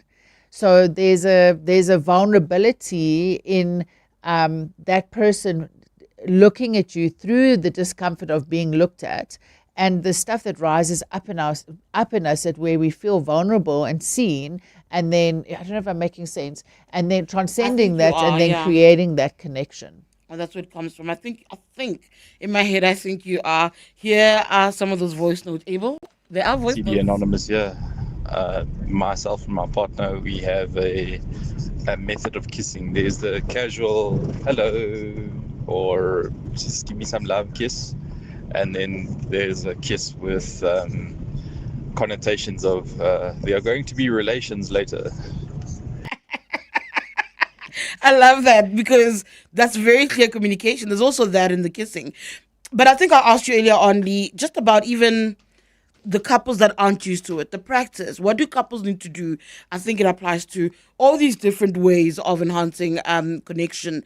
Is if you're not used to it, what are the steps that will help you become intentional, to become comfortable with it, to be able to start deriving the intended pleasure from these that would lead to the connection? Well, I just had an idea. What if we combined all three? What if we had to take the hand of our partner, look at them gently in the eye and say, thank you for being such an amazing partner. Thank you for caring about me. Thank you for whatever it is that you want to show gratitude for. And I think we must change it up, right? We must be creative in our gratitude. And I see it. I see how it creates connection. And I don't want people to go and do it because they want sex, because that's manipulative, right? It's more about showing gratitude, expressing physical touch, and having a soft gaze, eye contact, because you love the other, because you want to connect with the other and you want to deepen and have a more profound connection. I feel like that's a very fine line when it comes to manipulation, so to speak. I'm going to take a quick break. I'll come back to you. There are texts, there are questions. I'll put those to Lee Joy in just a bit. 011-883-0702 if you've got questions for our expert. 072-702-1702. If you also want to weigh in, what do you do with your partner? How do you enhance the connection? Mvangeli asked us about Mavuso, but actually we're also speaking about touch. Is it touch? Is it in the eyes? Is it a spirit of gratitude? Is it expressing gratitude towards your partner in that back and forth engagement in order to enhance your connection? 011-883-0702. Hey besties, welcome to my kitchen tour, or should I say my new walk-in wardrobe. Over here we have the pantry, now home to my jeans and shirts, all color-coded. Oh, and the air fryer, literally the perfect place for my makeup brushes. And who would have thought, the oven is the place to store my handbags. Who needs a kitchen? Simply spend 200 Rand or more and you could win Simply Asia for a year. T's and C's apply. Simply Asia, connecting the Thai way. It's a tough day for Mark. tight deadlines and challenges everywhere. But Mark can rest easy, because when he bought his Hino 700 2845 truck tractor, he received a complimentary service plan covering up to 210,000 kilometers for short haul and up to 280,000 kilometers for long haul. Nice one, Mark. Visit your dealer today to find out more about this limited time offer. Hino, all the way. T's and C's apply. Kickstart your small business with a starter bundle from Nedbank. Enjoy free transactions for 6 months, including free cash deposits and withdrawals and a free debit card with easy digital access and a dedicated banker to guide you along every step of the way. Open a Nedbank starter bundle with SA's best bank for SMEs. Apply on the Money app today. Nedbank. See money differently. Nedbank is a licensed FSP and credit provider. T's and C's apply. This isn't just a walk, it's a journey through memory, through meaning. The 702 Walk the Talk, hosted by Freedom Park in the city of Tshwane, returns on Sunday, 27 July. Walk from the hallowed grounds of Freedom Park to the southern lawns of the Union Buildings and some of our capital city's most iconic landmarks. Choose from 8 kilometers to 6.7 kilometers in honor of Mandela Month, or 4 kilometers for something lighter. Entry is 360 rands for adults and 200 rand for kids under 12. There's no parking at the start or end, so book your park and ride from Joburg or Pretoria when you enter. Sign up on primediaplus.com before 26 July or WhatsApp the word walk to 0727021 and receive a link to enter. 702 Walk the Talk, hosted by Freedom Park in the city of Tshwane. Walk with meaning, walk with us. Relationship issues Relationship talk. on 702. That's right. We are joined in studio by dating coach Lee Joy. We're speaking about emotional and psychological tools you can utilize to ignite your sex life. I said you can call in, put questions, tell us about your experiences on 011-883-0702 or send a voice note or WhatsApp on 072-702-1702. Earlier, Lee, somebody had weighed in on kissing with their partner. What's long kissing? Kissing either like an innocent kiss or one that communicates that actually it's time for us, to do So just the language. To do the what? to engage. There is that about the language where intention is actually connected to the gratitude that you're showing, the touching, or the kissing, or even the eyes. Even the eyes, eye communication that you make through the eyes. Yeah. Yeah, there's another practice where you light a candle in the morning, one or the other, to say, hey, we're going to get it on tonight. So it's just a communication of, hey, I'm feeling in the mood, and it gives the other person an opportunity to use that day to get in the mood that evening as well. So there are different techniques. I love this method of kissing where there's like a light peck or whatever. And like you said, an innocent kiss, it just means, hey, I'm connecting. And there's more passionate kiss means later, let's get it on, And I think that the basis of what we're talking today and what I really want to get across is the importance of communication. So gratitude is a form of communication. Physical touch is a form of communication. And eye contact is a form of communication. If it's difficult to actually express things like, let's say, gratitude through the word of mouth, do you then employ tools like a journal where you write down for the week how you made me feel when ABCD is done? What other tools are there that couples can utilize to communicate if it's uncomfortable, if there's discomfort in facing one another and actually saying it out loud? You get some really cool mirror pens. So you could always write on the mirror like, hey, I really love this about you, or send them a WhatsApp, or do a little Post-it note on the, on the fridge. So if you find, I know one of my clients really struggles with that, is voicing her gratitude. But writing it has become something that makes it much easier for her. Let me go to the WhatsApp line now. A couple of messages have come in.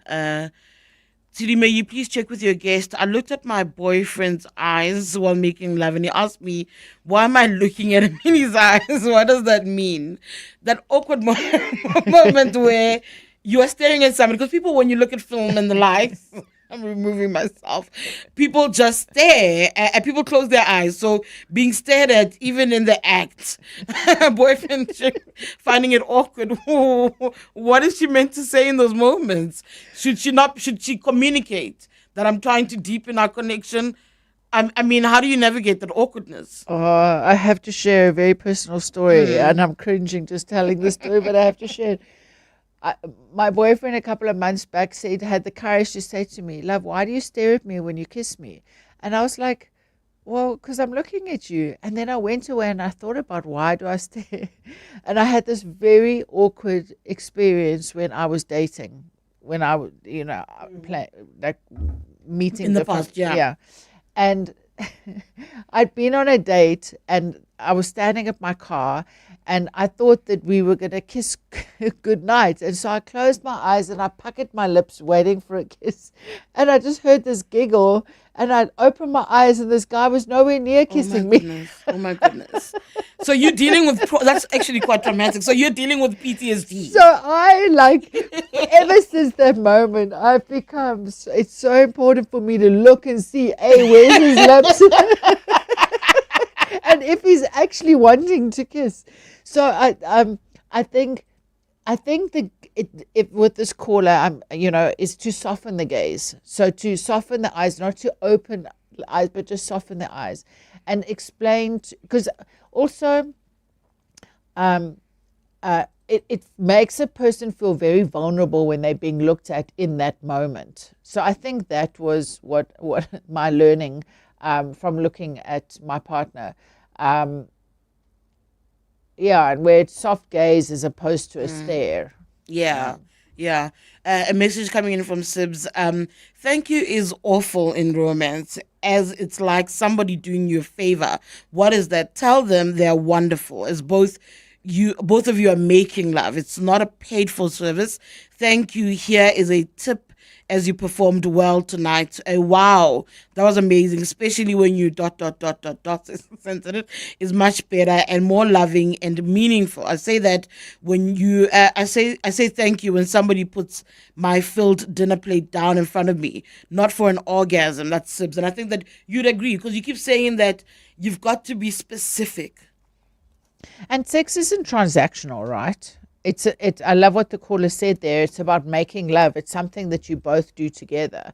So it's not you're doing this and therefore I'm doing this. It's like having a deep appreciation for the connection and the co-creation. That's what making love is a co-creation of creating love between the two. And then as we prepare to wrap up now, just your thoughts around because sometimes fights can be used positively for a connection, but sometimes people go too far. How do these tools help in navigating that? How can one lean on what is emotional, psychological, and trying to manage what has been a disconnection through fights in couples to try and bring each other back towards where you were? So there's the sandwich approach, which I love, and it works as such. The first is you share your appreciation. This is for a conflict situation, right? You first share what you appreciate about the partner. So let's say, for argument's sake, you're going to complain about I might hit a blank. But okay, so the first part is to share an appreciation about something. The second part is to speak about what it is, the behavior you'd like to change. And then the third part is how do we collaborate to work on that together. Sure. So let's say, for argument's sake, I really appreciate it when you thank me for washing the dishes. I feel like I'm not being appreciated for the other things that I'm doing, and I'm wondering how we can work together so that we can show each other more appreciation. And then again, I'm wrapping up with Lee Joy. Where can people find out more, particularly around this issue of eye gazing? I want to figure that out more at least. Where should we direct people to go and look into things like that? as tools, or even any of these, Lee, even if it's finding you or some guidance from your services as well? There's lots of beautiful material on YouTube. Thank you for asking me that, because there's a new Instagram account that I came across. I don't think they're too new, but I've recently came across them. And they're called Shani and Julius. And they started out as a fitness like coaches, a married couple, and they're now moving into the relationship space. And Julius, the husband, has got such amazing insights into what it means to be a man, and giving women's insight into a male perspective. But there's lots of amazing stuff on YouTube. And then you can also get hold of me on my WhatsApp is 079 525 8991. And then I'm on Instagram, LinkedIn, and Facebook under Lee Joy Inspires. All right, you got it, guys. There you can find Lee Joy. A lot of people weighing in on the idea of Mabuso Teboka saying it's transactional. It's actually not a simple act of gift giving. I take that, Teboka, and I think that people have a different approach to it, but that's a different conversation altogether. Thank you so much for your time. That's Lee Joy, who joined us there to discuss the different ways, the different tools, emotional and psychological, to enhance, to ignite your sex life. In times like these, everyone is looking to save wherever they can. But you don't have to be a detective to know that with Outsurance, you could be saving big on your car insurance. Hear it from real Outsurance client Marius. The great big saving that I've got, 765 Rand, 27% a month on my premium. It's so quick and easy to swap over. I am part of the Outsurance family. It's a no-brainer. SMS out to 45142. That's out to 45142. Saving on car insurance makes you feel like a winner. And the best part is, if Outsurance can't beat your car insurance premium, ask them for 500 Rand cash. And make that 1,500 Rand cash if you've been claim-free and with the same insurer for 3 years. SMS out to 45142. That's out to 45142. With Outsurance, you always get something out. A licensed insurer and FSP. T's and C's online. You know, ever since I adopted positive energy-saving behaviors, the National Grid is thanking me. You should also adopt this lifestyle, and your pocket will thank you too. Simply switch off non-essential appliances and lights when they're not in use. Reduce your geyser temperature to 60 degrees Celsius. Replace inefficient lights with LED lights. These are some of the ways you can use electricity wisely to help sustain our energy grid and contribute to a greener planet. Just like every rand counts, every kilowatt counts. Let's use electricity wisely. Eskom. Coming up on the Midday Report with Mandy Wiener. Yep, coming up next is the Midday Report. Mandy is in studio. It is Friday, Mandy. It's Friday, yeah. I'm very excited that it's Friday. So in the show today, a mass shooting at the Mfuleni taxi rank. Several people have been killed. We'll speak to our reporter on the scene. The DA has been having a press conference about the NPA and concerns around the NPA. Glennis Breitenbach, who knows all too well about what goes on at the NPA, calling for a return of the Scorpions model. I suspect many people would agree with that. An update on the foot and mouth outbreak. There is snow forecast across all the provinces except Limpopo, which apparently sent something to the White House, which is why you've had Donald Trump and Elon Musk falling apart. Apparently, allegedly. Oh, really? Allegedly. Queen Mojaji or those kind of vibes via Cyril. I keep getting asked, what did you guys leave in the White House? I'm like, Oh, that drama has been amazing to watch, though. And I always said it was going to happen. I wrote about it last year. No surprises there. And Tshidi, Thabo can never get this right, so no pressure. But it's Friday. Good things? No. Oh. It's Friday. So sports and good things too. Well done. It's 12 o'clock. Thank you so much for tuning in. Here is your Eyewitness News updates. This is EWN. Good afternoon, I'm Maki Malapo. We begin in the Western Cape. Cape Town police are offering a 100,000 rand reward for any information that could lead to the arrest of 2 gunmen linked to a mass shooting at the Mfuleni taxi rank. This morning, 4 operators were shot and killed, while 2 others and a commuter were wounded in the shooting. While the motive behind the shooting is unclear at this stage, police say it could be related to taxi route disputes. In the meantime, taxi operations have resumed after crime scene investigators combed the area for clues. Ntutuzela Nene is there. Western Cape Police say 2 of the taxi operators were shot and killed while sitting inside a private car at the taxi rank just after 6 o'clock in the morning. They then proceeded inside an office where 2 more taxi operators were shot dead and 2 others wounded.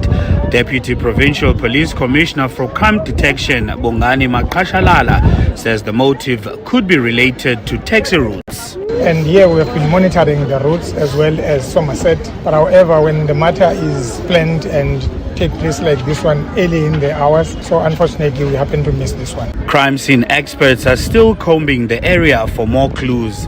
Ndutuzelo Nene, Eyewitness News at the Mfuleni taxi rank. The Democratic Alliance says the failures of the National Prosecuting Authority have made it necessary to introduce a new anti-corruption fighting unit. The party says it's pursuing what it calls a bold reform package for the NPA that includes passing the DA's Scorpions 2.0 bill to create an independent anti-corruption commission with the power to investigate and prosecute high-level corruption. The party says the commission will go a long way in addressing some of the systemic challenges plaguing the NPA and will also attract much-needed prosecution skills. Babalo Ndenza has more. The DA presented its bold plan this morning after the NPA lost some high-profile cases like the Frieda dairy scandal, the Zizi Kodwa corruption case, and the Transnet corruption trial, which have all collapsed due to incompetence. DA Justice spokesperson Glenys Breitenbach says the Anti-Corruption Commission will be free from political interference and go a long way in addressing the skills shortage. To fill up an anti-corruption commission with competent staff would be much easier than the NPA. The anti-corruption commission would not be hampered by the appointment processes that hamstring the NPA. The anti-corruption commission would have a different funding model, so it would be able to compete with salaries. She's called on Parliament to support the reforms or continue protecting the status quo where the corrupt are able to walk away scot-free. Babalo Ndenza, Eyewitness News, Parliament. 2 former Proteas, Lonwabo Tsotsobe and Thami Tsolekile, will return to the Palm Ridge Commercial Crimes Court in October as the high-profile match-fixing case against them continues to unfold. The case dates back to a 2015-2016 Ram Slam T20 tournament where a network of former cricketers allegedly worked with illegal bookmakers to fix match outcomes for cash.